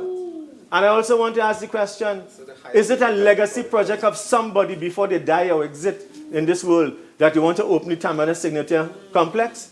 You have no dormitories. You don't know where the students are coming from. The number of students declining, as my colleague from Maruga Tableland indicated. But you spend over $300 million of UTT's account, unspent balances, and you took it to Tamana. And that is what is causing the problem with staffing. You cannot maintain your wages bill. And therefore, Madam Speaker, when you read President Sarim Al-Zubaidi, when they ask him about the 287 letters that he has to deliver for employees of UTT to be severed, he said, I don't know nothing about that. I am just the conveyor of the letter. So they find a fall guy. And therefore, Madam Speaker, I want to come, before I close, I want to come to a very important point. I wanted to show that one of the things that this government went to the polls and indicated is that we place a lot of emphasis on the young people.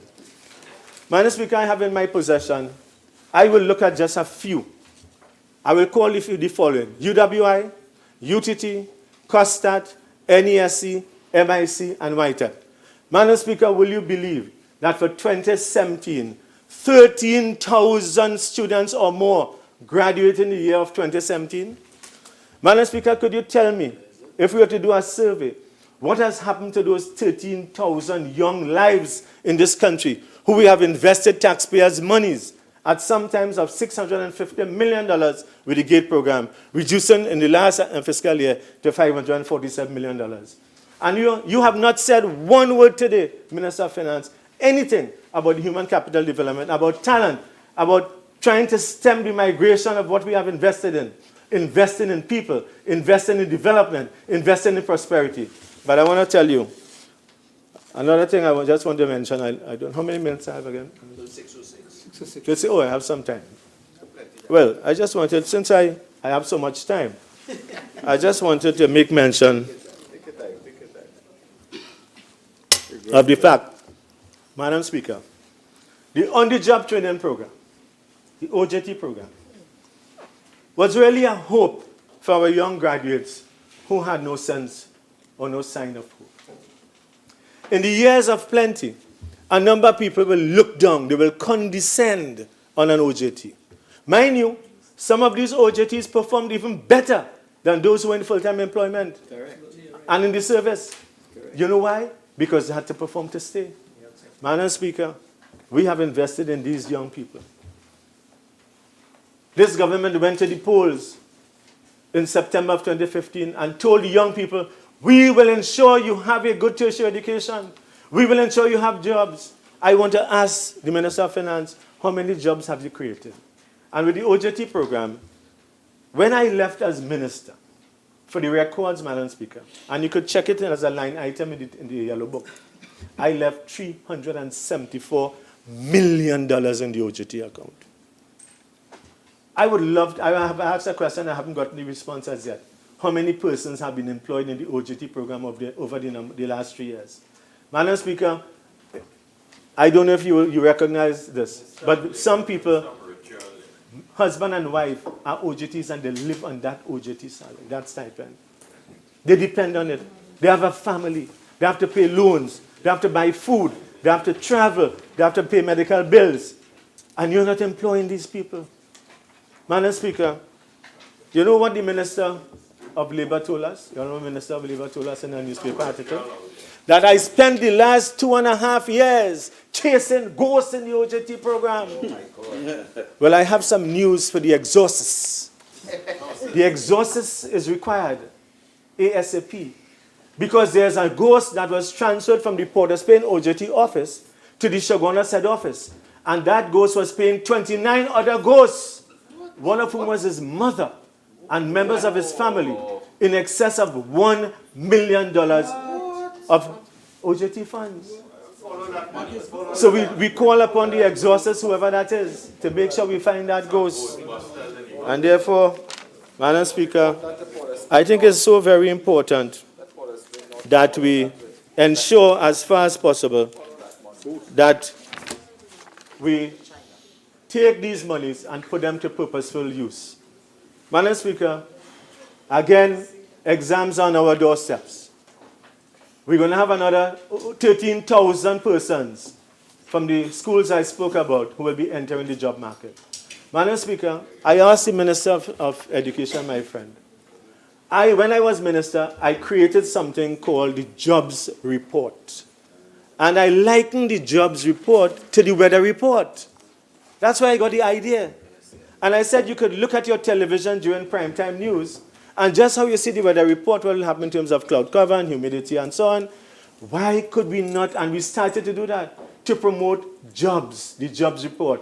Where are the jobs? What is available? What are the categories? And how you can apply for them.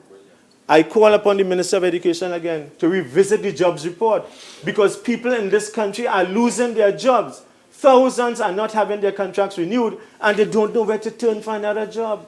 Why don't you tell them where the jobs are? You said that you created so many jobs.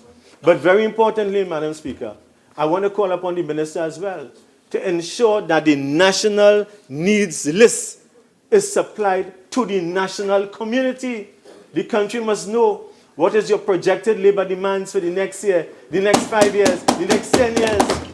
So that if you do not do that, Madam Speaker, all of this career guidance infrastructure and monies we're spending will not be so effective. It will not be, as they say in the common jargon, efficacious. We have to understand what we're doing. You can't be doing things by guess.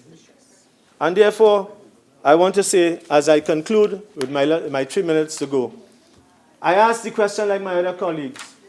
If you are converting IDF to recurrent, what are the programs that are going to be sacrificed? The Minister of Finance sat right there on Tuesday. You were there on... And he said he'll tell us. And he said us on Thursday. When we asked the question, he said on Thursday you'll hear it. I call upon the Minister of Finance to tell the country, if for example in the tertiary sector, or if as in the case of the primary school, the $159 million that was sent to the Ministry of Education, 75 of those, 75 million that is, was for salary and COLA for primary school, and 42 each for janitorial services and for security services. Well, tell us, if you are taking $170-something million, 159, sorry, what projects are going to be compromised? Right. We want to know that. And therefore, Madam Speaker, I think that is going to be very important. Well, Madam Speaker, as I conclude, I just want to indicate that I was very disappointed in my colleague, the member for Ligomata Northeast. I don't know if you know, but he was at one time my boss. The minister of tertiary education. He was the minister of science, technology, and tertiary education. And let me just say, it was under his watch, as a credit to him, but through us at the NTA, the National Training Agency, that we launched the multi-sector skills training program. And for the records, for those who may want to claim to that initiative was under Mr. Patrick Manning, who went and walked the streets and found out. Madam Speaker, as I close, I just want to indicate that I would have loved to hear much about it. I know that we didn't hear much about the foreign exchange, about the schools, infrastructure, investment, jobs, the payment of contractors, and crime. But I want to just end by saying, Madam Speaker, what this country has been inflicted upon for the last 2.5 years will never be forgotten by the people of this country. They are just waiting to vote out this government and to return to Abuja. I thank you very